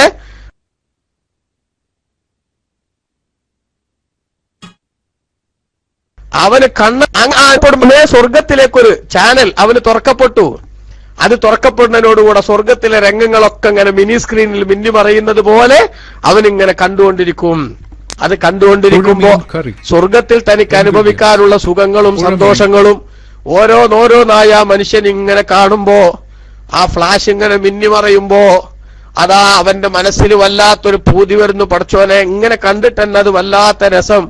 അതുകൊണ്ട് അത് യഥാർത്ഥത്തിലൊന്ന് അനുഭവിക്കാൻ സാധിക്കുമ്പോ എന്തൊരു സുഖം ഉണ്ടാകും. അതുകൊണ്ട് യാ റബ്ബി അഖിമിസ്സാ, പടച്ചോനെ ഒന്ന് പെട്ടെന്ന് ഖിയാമന്നാളാക്കിത്താ, എന്നിട്ട് വേണല്ലോ അതെനിക്ക് റിയലി അത് അനുഭവിക്കാൻ. ഉണ്ടോ? ഇങ്ങനെ ഖബറിലൊരു മനുഷ്യൻ കിടക്കാനുള്ള ഭാഗ്യം ഉണ്ടായാ ഓനെ സംബന്ധിച്ചിടത്തോളം ഓന് ഖബർ സ്വർഗത്തോപ്പാണ്. പടച്ചവൻ നമ്മിൽ നിന്ന് മരിച്ചുപോയവരൊക്കെയുള്ള ഖബറുകളെ ഖബർ സ്വർഗത്തോപ്പാക്കി കൊടുക്കുമാറാവട്ടെ. നമുക്കെല്ലാവർക്കും അല്ലാഹു തആല അതിന് ഭാഗ്യം നൽകുമാറാവട്ടെ. പ്രിയപ്പെട്ട സഹോദരങ്ങളെ, അതാണ് ആ മയ്യത്ത് കൊണ്ടോണം മയ്യത്ത് അപ്പൊ പറയുന്നത്. അതുകൊണ്ടാ കദ്ദിമൂനി ഇന്നത് വേഗം ഉണ്ടാകന്മാരെ ഇവിടെ ഇട്ട് ബുദ്ധിമുട്ടിക്കല്ലേ, എനിക്ക് അവിടെ ചെന്നിട്ട് വേണം എന്ത് ചെയ്യാന്, ചാനൽ കാണാന്. കേട്ടോ, ചാനൽ അവിടെയാണ് മാറ്റാ, ഓരോ ചാനലും മാറ്റാനുള്ള സംവിധാനവും റിമോട്ടും ഒക്കെ അവിടെ കിട്ടണം. അതാണ് ബുദ്ധിയുള്ളവർ ശ്രദ്ധിക്കേണ്ടത്. അല്ലാതെ ഇവിടുത്തെ ചാനലിന്റെ പിന്നാലെ ഓടിയിട്ട് എന്ത് ചെയ്യേണ്ട, നേരം കളയണ്ട. എന്റെ ഉമ്മമാരോട് സഹോദരിമാരോട് ഒക്കെ നമുക്ക് പറയാനുള്ളത് അതാണ്. ഓരോ സീരിയലും ഇങ്ങനെ മാറി മാറി വരുന്നതിനനുസരിച്ച് നമ്മളെ സമയം അതിനുവേണ്ടി നമ്മൾ മാറ്റിവെക്കുകയാണ്. എന്നിട്ട് ഇന്നലത്തെ സീരിയലിൽ കണ്ട രംഗത്തിന്റെ ബാക്കി ഇന്ന് എന്തായിരിക്കും പടച്ചോനെ വരാൻ പോണത് എന്ന് ഉദ്യോഗജനകമായ അവസ്ഥയിൽ മനസ്സിനെങ്ങനെ വല്ലാത്തൊരവസ്ഥയിൽ നിർത്തിയിട്ട് അതിനെക്കുറിച്ച് ആലോചിച്ച് ചിന്തിക്കുകയാണ്. എന്നാൽ ആ സീരിയല് ഇന്നലത്തെ സീരിയലിൽ മരിച്ച ആള് നാളെ വേറെ സീരിയലിൽ ഇപ്പൊ വേറെ എന്തെങ്കിലും വലിയ ആളായിട്ട് വരുന്നുണ്ടാവും, രാജാവായിട്ട് വരുന്നുണ്ടാവും. ഇത് വെറും കഥയാണ് എന്ന് പോലും മനസ്സിലാക്കാത്ത വിധത്തിലാണ് പലപ്പോഴും പല ആളുകളും എന്ത് ചെയ്യണത്, ഇതൊക്കെ ആയിട്ട് ബന്ധപ്പെടുന്നേ. ആ സമയം നമ്മളൊന്ന് ആലോചിച്ച് നോക്കിയേ. ഈ റിമോട്ടിനൊക്കെ ഒരു കണക്കുണ്ട്. കറണ്ട് പോയാൽ അല്ലെങ്കിൽ ചാനൽ എന്തെങ്കിലും നിലക്ക് ഡിഷിന് വല്ല തകരാറും വന്നാൽ അപ്പൊക്കെ അത് കിട്ടാണ്ടാകും, ഡിസ്കണക്ട് ആവും. അതേ സമയത്ത് അവിടുത്തെ ചാനൽ ഖബറില് സ്വർഗത്തിലേക്കൊരു വാതിലാണ് തുറന്നു കിട്ടിയാൽ ആ ചാനൽ ഡിസ്കണക്ട് ആവൂല. അവിടെയാണ് അന്തള്ളവും ശ്രദ്ധിക്കേണ്ടത്. ഇവിടെ നമുക്ക് നേരം പോകാനും ബാക്കി സംവിധാനമൊക്കെ വേറെയും പരിപാടികളുണ്ട്. അതേസമയത്ത് അവിടെ ഒറ്റപ്പെടുന്നതിന്റെ വേദന അനുഭവിക്കേണ്ട സമയമാണ് ഇങ്ങനത്തെ സംഭവങ്ങളില്ലെങ്കിൽ. നമുക്കവിടെ ആശ്വാസത്തിന് സന്തോഷത്തിന് ഇவ்விധത്തിലുള്ള സംവിധാനങ്ങളില്ലെങ്കിൽ ബോറാണ്. അതുകൊണ്ട് ഖബറിലെ ഒറ്റപ്പെടലിന്റെ ബോറടി മാറ്റാൻ വേണ്ടിയുള്ള ശ്രമങ്ങളാണ് ബുദ്ധിയുള്ളവർ നടത്തുക. അപ്പൊ അതാണ് ബഹുമാനപ്പെട്ട നിമിത്തങ്ങൾ പഠിപ്പിച്ചത്. ഖദ്ദിമൂനി, നിങ്ങൾ എന്നെ വേഗം കൊണ്ടുപോകൂ എന്ന് പറയും ചില മയ്യത്ത്. അതേ സമയത്ത് വേറെ ചില മയ്യത്തുകൾ അവരെന്താ പറയാ, എവിടുക്കാണ് എന്നെ കൊണ്ടുപോണത്, എന്റെ നാശം എന്ന് പറയും. കാരണം എന്താ, ഓന്റെ ഖബറിലെത്തിയാലുണ്ടാകുന്ന സംഗതി നേരത്തെ തന്നെ ഓന് മനസ്സിലായിട്ടുണ്ട്. നബി തങ്ങൾ അത് പഠിപ്പിച്ചിട്ടുണ്ട്. മലക്കുകൾ വന്ന് ചോദ്യം ചോദിച്ചു, ഉത്തരം പറയാൻ അവന് പറ്റിയില്ല. അള്ളാഹു തആല കാത്തുരക്ഷിക്കുമാറാവട്ടെ. അങ്ങനെ പറ്റാതെ വരുമ്പോൾ അള്ളാഹു മലക്കുകൾക്ക് നിർദ്ദേശം കൊടുക്കുന്നു, കദബാബിദി, എന്റെ അടിമ നുണ പറഞ്ഞവനാണ്, അതുകൊണ്ട് തന്നെ നരകത്തിൽ നിന്നുള്ളൊരു വിരിപ്പ് അവന് വിരിച്ചു കൊടുക്കണം. അതേപോലെ തന്നെ നരകത്തിലേക്ക് ഒരു വാതിലും തുറന്നു കൊടുക്കണം. പടച്ചോനെ, എന്തൊരു ബേജാറിന്റെ രംഗമാണത്. നരകത്തിലെ വിരിപ്പെങ്ങാനും അവിടെ വിരിച്ചു കൊടുത്താൽ നബി തങ്ങൾ പഠിപ്പിച്ചിട്ടുണ്ടല്ലോ നമ്മളോട്, നരകത്തിലെ തീയിന്റെ ഒരു ചെറിയ ഒരു തീക്കനലിന്റെ ഒരു ചെറിയ ഭാഗം ഈ ഭൂമിയിൽ ഏതെങ്കിലും ഒരു വലിയ പർവ്വതത്തിൽ വീണാൽ അത് തകർന്ന് തരിപ്പണമാകാൻ, അത് കത്തിച്ചാമ്പലാകാൻ ആ തീയിന്റെ ശക്തി മാത്രം മതി. അങ്ങനത്തെ ഒരു വിരിപ്പതാ നരകത്തിൽ വിരിച്ച് ഖബറിൽ വിരിച്ചു കൊടുത്താൽ, ഖബർ അല്ലെങ്കിലേ പ്രയാസം, അതിൽക്കൂടെ ഈ വിരിപ്പും കൂടെ വന്നാൽ വല്ലാത്ത ദുരവസ്ഥയിലെത്തി. എന്നാൽ ഈ വിരിപ്പിന്റെ വേദന മാത്രം അനുഭവിച്ചാൽ പോരാ, ഉടനെ തന്നെ അവന് നരകത്തിലേക്ക് ഒരു വാതിലും തുറന്നു കൊടുത്തു. ആ വാതിൽ തുറന്നു കൊടുക്കുമ്പോ അവനതാ നരകത്തിന്റെ ഭീതിതമായ രംഗങ്ങൾ ഓരോന്നായി ഇങ്ങനെ കണ്ടുകൊണ്ടേയിരിക്കുന്നു. വല്ലാത്ത ബേജാറിന്റെ ഘട്ടം. ഇങ്ങനെ കണ്ടിട്ട് തന്നെ സഹിക്കാൻ പറ്റണില്ല എന്ന് വരുമ്പോ ഇത് റിയൽ ലൈഫിൽ അനുഭവിക്കേണ്ടി വന്നാലുണ്ടാകുന്ന ദുര്യോഗത്തെക്കുറിച്ച് ആലോചിച്ച് ആ മനുഷ്യൻ പറയും, യാ റബ്ബി ലാ തുഖിമിസ്സാ, പടച്ചോനെ ഖിയാമന്നാളാക്കല്ലേ. ഉണ്ടോ, ഖിയാമന്നാളാക്കല്ലേ എന്ന് പറയും. ഇത് ചിലർക്ക് വരാനുള്ള രംഗമാണ്. എന്നാൽ ഇതേ സമയത്ത് തന്നെ ഈ എടങ്ങേറിന്റെ ഒക്കെ പുറമെ റസൂലുള്ളാഹി സ്വല്ലല്ലാഹു അലൈഹി വസല്ലം പഠിപ്പിക്കുന്നുണ്ട്. ഇമാം ഖുർത്തുബി റളിയല്ലാഹു അൻഹുവിനെ പോലുള്ള മഹാന്മാർ ഉദ്ധരിക്കുന്നുണ്ട്. എന്ത്, ആ സമയത്ത് സ്വർഗത്തിന്റെ രംഗങ്ങൾ ഇങ്ങനെ കണ്ട് സന്തോഷത്തിൽ കിടക്കുമ്പോ അതാ ആ നല്ല മനുഷ്യന്റെ അടുത്തേക്ക് ഖബറിലേക്ക് സുന്ദരനായ ഒരാൾ വരുന്നു.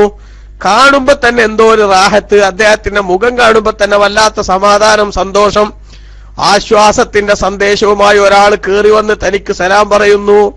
ഖബർ കിടക്കുന്ന ആള് ചോദിക്കുന്നു, മൻ അന്തല്ലാഹുല്ലദീ മന്നല്ലാഹു അലയ്യ ബിക, ആ മനുഷ്യ നിങ്ങൾ എങ്ങോട്ട് അയച്ച അള്ളാഹു എനിക്ക് വലിയൊരു ഉപകാരം ചെയ്തു, ഒറ്റപ്പെടലിന്റെ വീർപ്പുമുട്ടലിൽ നിന്ന് ശരിക്കും നിങ്ങൾ വന്നപ്പോ ഒരു വലിയ സമാധാനായി, നിങ്ങൾ ആരാണ്? അപ്പതാ വന്ന മനുഷ്യൻ പറയുന്നു, അബ്ശിർ, നീ സന്തോഷിച്ചോളൂ സഹോദര, അന അമലുക സ്വാലിഹ്, ഞാൻ നിന്റെ സൽപ്രവർത്തനങ്ങളാണ് ഭൂമിയിൽ ജീവിച്ചപ്പോ ഇങ്ങനെ ഒരു ഖബറിൽ വന്ന് കിടക്കുന്ന സമയത്ത് ബോറടി ഇല്ലാതാക്കാൻ വേണ്ടി ജീവിച്ച സമയം ഉപയോഗപ്പെടുത്തിയതിന് അല്ലാഹു തആല നിന്റെ സൽപ്രവർത്തനങ്ങളെ കാണാൻ കൊള്ളാവുന്ന ഒരു സുന്ദരന്റെ രൂപത്തിൽ നിന്നെ സമാധാനിപ്പിക്കാനും നിനക്ക് സന്തോഷം നൽകാനും എന്നെ ഇക്കോലത്തിൽ നിന്റെ അടുത്തേക്ക് അയച്ചതാണ്. ഇനി നിന്റെ കൂടെ ഞാൻ ഉണ്ടാകുമെന്ന് ബഹുമാനപ്പെട്ട നബി സല്ലല്ലാഹു നിങ്ങൾ പഠിപ്പിക്കുന്നു. ആ മലക്ക് അത് പറയും. അപ്പൊ സൽക്കർമ്മങ്ങളെ ഒരു സുന്ദരനായ കൂട്ടുകാരന്റെ കോലത്തിൽ അല്ലാഹു തആല ഖബറിൽ എത്തിച്ചു കൊടുക്കും. അതോടുകൂടെ പിന്നെ ബോറടി പറഞ്ഞ സംഭവം അല്ലാണ്ടായി. അതേ സമയത്ത് മോശക്കാരൻ ഓന്റെ കഥ അല്ലെങ്കിലേ ഇപ്പൊ വല്ലാത്ത ഗതികേടിലാണ്. നരകത്തു നിന്നുള്ള വിരിപ്പും നരകത്തിലെ രംഗങ്ങളും ഇങ്ങനെ കണ്ടുകൊണ്ടിരിക്കുകയാണ്. അപ്പോഴാണ് ഒരാള് വരുന്നത്. ആരാണ് ആള്? കാണുമ്പോ തന്നെ വല്ലാത്ത വികൃത എല്ലാ സമാധാനവും കൂടെ പോകും. ചിലപ്പോ നമ്മൾ ചില വീട്ടിൽ പറയില്ല ഓനെ കണ്ട പട്ടി കഞ്ഞുടിച്ചില്ല. ആ സൈസ് ഒരു വല്ലാത്ത ഭീകരമായ മോന്തയായിട്ട് ഒരാള് കേറി വരുന്നു. അപ്പൊ അവരോട് ഈ ഖബറിലുള്ള ഈ മോശക്കാരനായ ആള് പറയും, ചങ്ങായെ ഞാൻ അല്ലെങ്കിലേ ഇവിടെ അങ്ങേയറ്റം പരിതാപകരമായ ഒരു അവസ്ഥയിൽ കഴിയാണ്. ഈ അവസ്ഥയിൽ നിന്റെ ഈ സാന്നിധ്യം കൂടെ വന്നപ്പോ എന്റെ ഉള്ള സമാധാനവും പോയി. അതുകൊണ്ട് ദയവ് ചെയ്ത് താനൊന്ന് ഇറങ്ങിത്താ സുഹൃത്തെ എന്ന് പറയുമ്പോ ഈ വന്ന ആള് പറയും, അബിഷിർ, സന്തോഷിച്ചോളൂ, നിന്നെ സന്തോഷിപ്പിക്കാൻ വന്നല്ലടാ ഞാൻ. അമലുക്കസു, ഞാൻ നിന്റെ ചീത്ത പ്രവർത്തനങ്ങളാണ്. ഭൗതിക ലോകത്ത് ജീവിച്ചപ്പോ താൽക്കാലികമായ എൻജോയ്മെന്റിന് വേണ്ടി, താൽക്കാലികമായ സന്തോഷത്തിന് വേണ്ടി യാതൊരുവിധ വിവേചനവും ഇല്ലാതെ നീ തോന്യാസങ്ങളുടെ ആൾരൂപമായി ഭൂമിയിൽ ജീവിച്ചില്ലേ? ആ തോന്യാസങ്ങളൊക്കെ കൂടെ അല്ലാഹു തആല നിന്റെ സമാധാനം കെടുത്താനുള്ള ഏറ്റവും വലിയ ഒരു വികൃത രൂപമാക്കിയിട്ട് എന്നെ ഇങ്ങോട്ട് അയച്ചതാണ്. ഖിയാമത്ത് നാൾ വരെ നിന്നെ ഇടങ്ങാറാക്കാൻ ഞാൻ ഉണ്ടാവടാ കൂടെ. ഇതൊരു വല്ലാത്തൊരു വാക്കായി വരും. അപ്പൊ ഇത് രണ്ടിലൊന്ന്, ഒരു മയ്യത്തിന് നമ്മൾ മയ്യത്ത് കട്ടിലിൽ കയറ്റി കൊണ്ടുപോകുമ്പോ ഈ മയ്യത്ത് രണ്ടിലൊന്ന് അനുഭവിക്കുന്നുണ്ട്. അല്ലാഹു തആല ഒന്നാമത്തെ കൂട്ടത്തിൽ നമ്മെ നമ്മുടെ വേണ്ടപ്പെട്ടവരൊക്കെ ഉൾപ്പെടുത്തുമാറാവട്ടെ. അല്ലെ, ഒന്നുകിൽ എന്നെ നിങ്ങൾ വേ കൊണ്ടുപോകൂ എന്ന് പറയുന്ന ആ സന്തോഷത്തിന്റെ അവസ്ഥ, ഖബർ പോണത് ഒരു ത്രില്ലായിട്ട് കാണുന്ന ഒരവസ്ഥ, എന്തൊരു സൗഭാഗ്യാണത്. അല്ലെങ്കിലോ ഖബർക്ക് കൊണ്ടുപോണത് വല്ലാത്തൊരു പരിതാപകരമായ അവസ്ഥയിൽ കാണുന്ന അവസ്ഥ. ആരെങ്കിലും ആലോചിക്കലുണ്ടോ ഒരു മയ്യത്ത് ഇങ്ങനെ മരിച്ചെടുക്കുമ്പോഴോ അയാളെ കട്ടിലിൽ വെച്ച് കൊണ്ടുപോകുമ്പോഴോ പഠിച്ചോനെ ഈ ചങ്ങായിപ്പതിൽ ഏതിൽ പെട്ടതാണ് എന്ന് ആലോചിച്ചിട്ട് നമ്മൾ ബേജാറാകലുണ്ടോ? നമ്മൾ വേണ്ടപ്പെട്ട ആളുകൾ മരിച്ചാൽ പോലും നമ്മൾ അങ്ങനെ ചിന്തിക്കലുണ്ടോ? നമ്മൾ മരിച്ചുപോയ ആളുകളുടെ അവസ്ഥ എന്തായിരിക്കും എന്ന് ആലോചിച്ച് എപ്പോഴെങ്കിലും നമ്മളങ്ങനെ ബേജാറായിട്ടുണ്ടോ? അപ്പൊ ഈ ചിന്ത ഇതേപോലെ ഞാനൊരു ദിവസം കിടക്കേണ്ടി വരുന്ന മയ്യത്തിന്റെ ഒപ്പം പോകുമ്പോഴെങ്കിലും, അതാണ് വല്ലാഹിക്കു ഖൽഫൽ ജനാസ എന്ന് പറഞ്ഞത്. വല്ലാഹിക്കു ഫിൽ ജനാസ.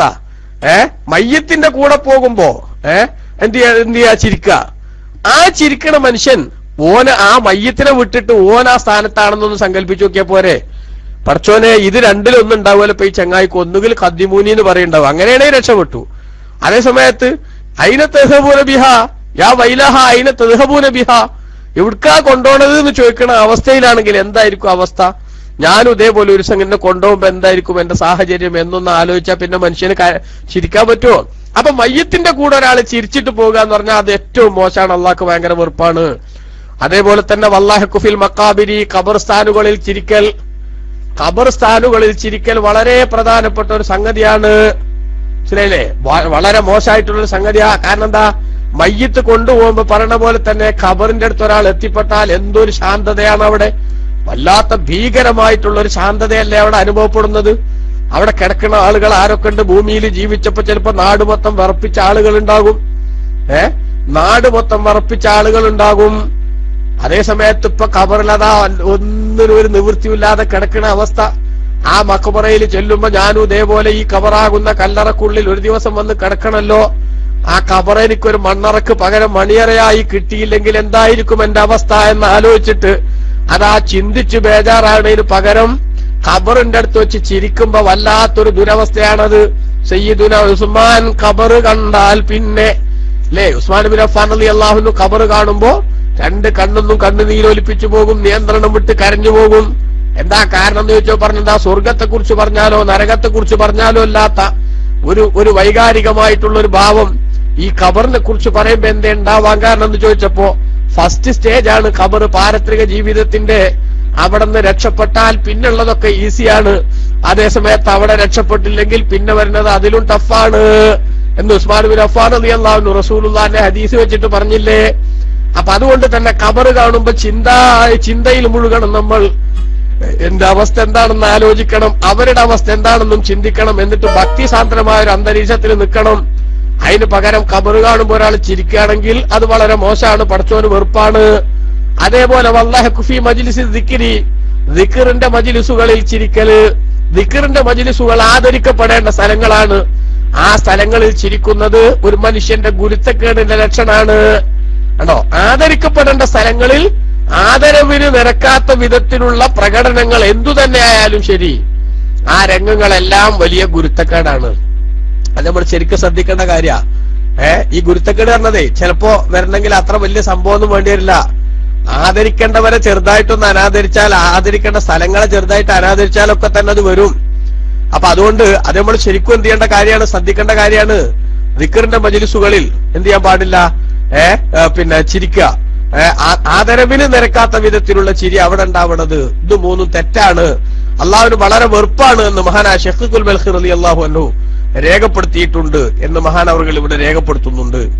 അതേപോലെ തന്നെ ഇമാം റാസി റളിയല്ലാഹു അൻഹു ഇൽമ് എന്നെ ഉദാഹരിച്ചുകൊണ്ട് പരിശുദ്ധ ഖുർആനിലെ ഒരായത്ത് വിശദീകരിച്ചുകൊണ്ട് പറയുന്നുണ്ട്. അള്ളാഹു തആല സൂറത്തുർ റഅദിൽ ഒരായത്തിന്റെ ഗൗരവതരമായിട്ടുള്ള അവസ്ഥ, അള്ളാഹുവിന്റെ ഖുദ്റത്തിന്റെ തെളിവുകൾ ഇങ്ങനെ വിശദീകരിക്കുന്നിടത്ത് അള്ളാഹു പറഞ്ഞു, ഫഹ്തമല സൈലു സബദർ റാബിയ. ആകാശത്തുനിന്ന് മഴ ഇങ്ങനെ വർഷിക്കുമ്പോ ആ വർഷിക്കുന്ന മഴ എന്ത് ചെയ്യുന്നു, എല്ലാ സ്ഥലങ്ങളിലും ആ മഴ പെയ്യുന്നു. മഴ പെയ്ത് വെള്ളം ഇങ്ങനെ ഒന്നിച്ചിങ്ങനെ ഒഴുകുമ്പോ ആ ഒഴുകുന്ന കൂട്ടത്തിൽ വെള്ളത്തിന്റെ കൂടെ കുറെ നൊരയും പതയും ഒക്കെ ഉണ്ടാവും, ഒപ്പുണ്ടാകും. ആ നൊരയും പതയും വാസ്തവത്തിൽ മേലെ തന്നെ ഇങ്ങനെ പൊങ്ങി നിൽക്കുന്നുണ്ടാവും തലയെടുപ്പോടുകൂടെ. പക്ഷെ എന്താ കാര്യം, ആ നൊര പക്ഷെ നിമിഷങ്ങൾക്കകം എന്താകും, നിമിഷങ്ങൾക്കകം ഒന്നിനും കൊള്ളാത്ത അവസ്ഥയിലേക്ക് മാറിപ്പോകുന്നു എന്ന് പറഞ്ഞ ആ ഉദാഹരണം വിശദീകരിച്ചുകൊണ്ട് ചില മഹാന്മാര് പറഞ്ഞതായിട്ട് ബഹുമാനപ്പെട്ട ഇമാം റാസി റളിയല്ലാഹു അൻഹു രേഖപ്പെടുത്തുന്നു, അസ്സൈലു ഹുനാ അൽ ഇൽമു.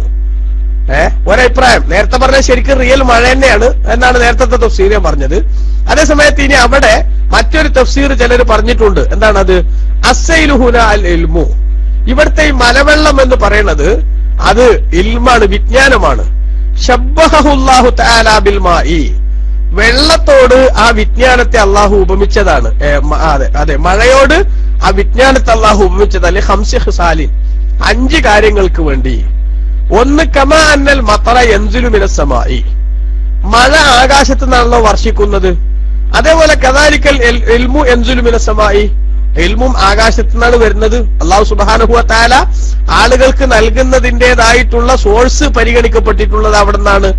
വസാനി, രണ്ടാമത്തത് കമാ അന്ന ഇസ്ലാഹൽ അർളി ബിൽ മതരി, ഭൂമിക്ക് നന്മ ലഭിക്കുന്നത്, പിന്നെ ഉണങ്ങി വരണ്ട പൊട്ടിക്കീറിയ വിണ്ട് കീറിയിട്ടുള്ള ഭൂമി, ആ ഭൂമിയൊക്കെ വീണ്ടും എന്ത് ചെയ്യണത്, ഒരു സജീവതയിലേക്ക് കടന്നു വരുന്നത് മഴ കൊണ്ടാണ്. എന്ന പോലെ ഇസ്ലാഹുൽ ഖൽഖി ബിൽ ഇൽമി, ജനങ്ങളുടെ വരണ്ടുകീറിയ മനസ്സുകൾക്ക്, അതേപോലെ തന്നെ ശൂന്യമായ മനസ്സുകൾക്ക് കൃത്യമായ ദിശാബോധം നൽകുന്നത് ഇൽമു എന്ന് പറയുന്ന ആ ചൈതന്യവത്തായിട്ടുള്ള മഴയാണ്.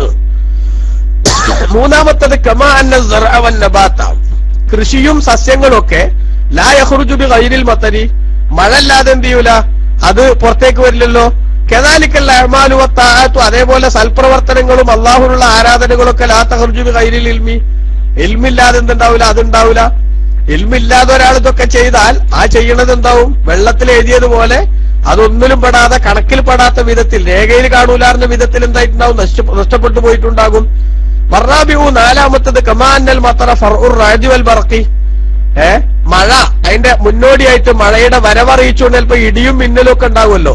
എന്ന പോലെ കദാലിക്കൽ ഇൽമു, ഇൽമു എന്ന് പറയുന്നത് ഫഇന്നഹു ഫർഉൽ വഅദി വൽ വഈദി, അല്ലാഹു നന്നായി നടന്നാൽ നിങ്ങൾക്ക് സ്വർഗം ലഭിക്കുമെന്ന വാഗ്ദാനം, മോശമായാൽ നരകത്തിലെത്തപ്പെടുമെന്ന താക്കീത്, ആ താക്കീതിന്റെ ഒക്കെ എന്താണ്, ഒരു പ്രകടനം എന്ന നിലക്കാണ് ഇൽമു എന്ത് ചെയ്യണത്, മനുഷ്യനിലേക്ക് എത്തിപ്പെടുന്നത്. അഞ്ചാമത്തത് കമാ അന്നൽ മതറ നാഫിഉൻ വ ളാറുൻ, മഴയിൽ ഉപകാരമുള്ള മഴയും ഉപദ്രവമുള്ള മഴയുണ്ടാകും അല്ലെ. ചിലപ്പോ മഴ പെയ്താൽ വമ്പിച്ച ഉപദ്രവത്തിലേക്ക് കാര്യങ്ങൾ എത്തും. വെള്ളപ്പൊക്കത്തിന്റെ സാഹചര്യമൊക്കെ വരുമ്പോൾ ആളുകൾക്ക് വലിയ പ്രയാസം ഉണ്ടാക്കുമല്ലോ. അതുകൊണ്ടാണല്ലോ മഴയിൽ അല്ലാഹുമ്മ സയ്യിബൻ നാഫിഅ എന്ന് നബി സല്ലല്ലാഹു അലൈഹി വസല്ലം തങ്ങൾ മഴ പെയ്യുമ്പോൾ ദ്വാരുന്നത് കാണാൻ പറ്റുമല്ലോ. അപ്പൊ ഉപകാരമുള്ള മഴയും ഉപദ്രവമുള്ള മഴയുണ്ടാവും. എന്ന പോലെ തന്നെ കദാലിക്കൽ ഇൽമു നാഫിഉൻ വ ളാറുൻ, ഇൽമു അങ്ങനെ തന്നെയാണ്, ഉപകാരമുള്ളതുകൊണ്ട് ഉപദ്രവമുള്ളതുകൊണ്ട്. അതെന്താ, നാഫിഉൻ ലിമൻ അമില ബിഹി, അതനുസരിച്ച് പ്രവർത്തിച്ചോൽക്ക് അത് ഉപകാരമുള്ളതാകും. അതേസമയത്ത് ളാറുൻ ലിമൻ ലം യഅമൽ ബിഹി, ഇൽമനുസരിച്ച് പ്രവർത്തിച്ചില്ലെങ്കിലോ അതവർക്ക് വലിയ ഉപദ്രവവുമാകും. മഹാന്മാര് പഠിപ്പിച്ചല്ലോ, ഫആലിമും ബി ഇൽമിഹി ലം യഅമലൻ മുഅദ്ദബുൻ മിൻ ഖബ്ലി ആബീദിൽ വസൻ.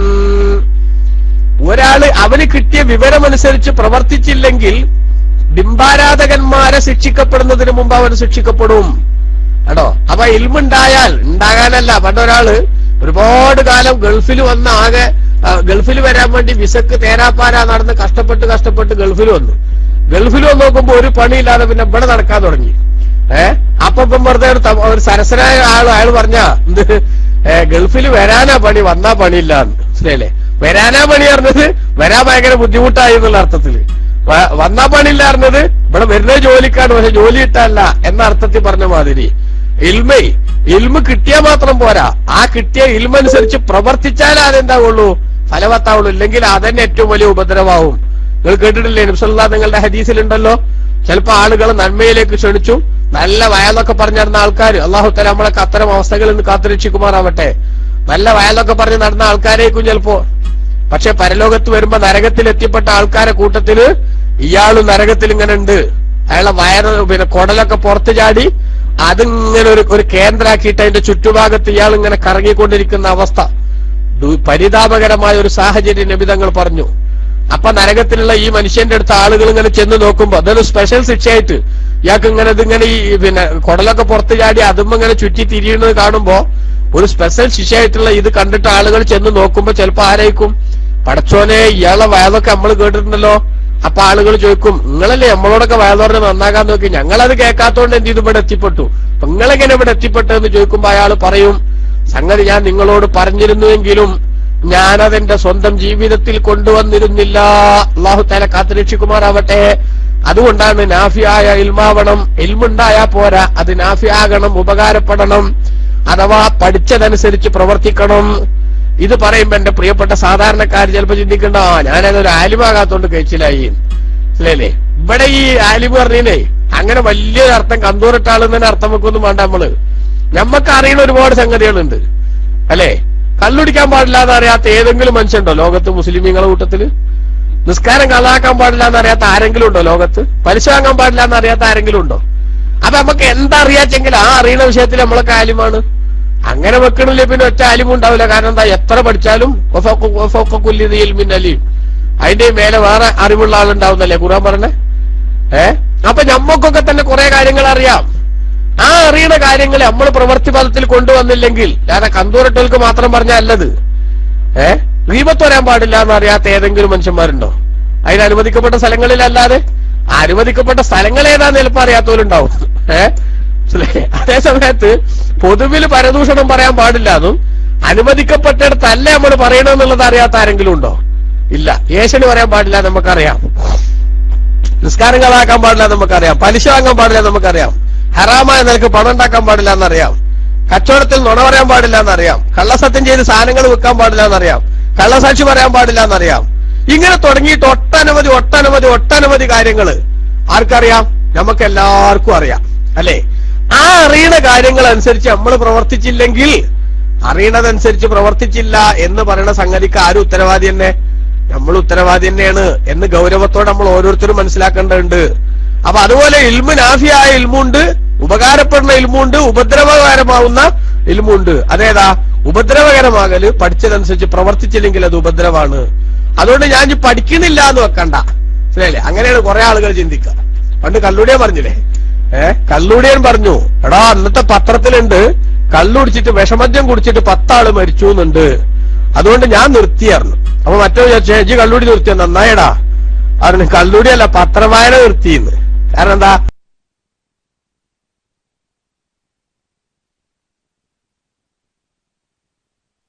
പത്രമായി എന്നാ ഞാൻ നോക്കിയാലല്ല, SGV ഇപ്പൊ തന്നെ സൈൻ ഔട്ട് ആക്കി പോട്ടെ എന്ന് ചിന്തിക്കണ്ട, മനസ്സിലായില്ലേ?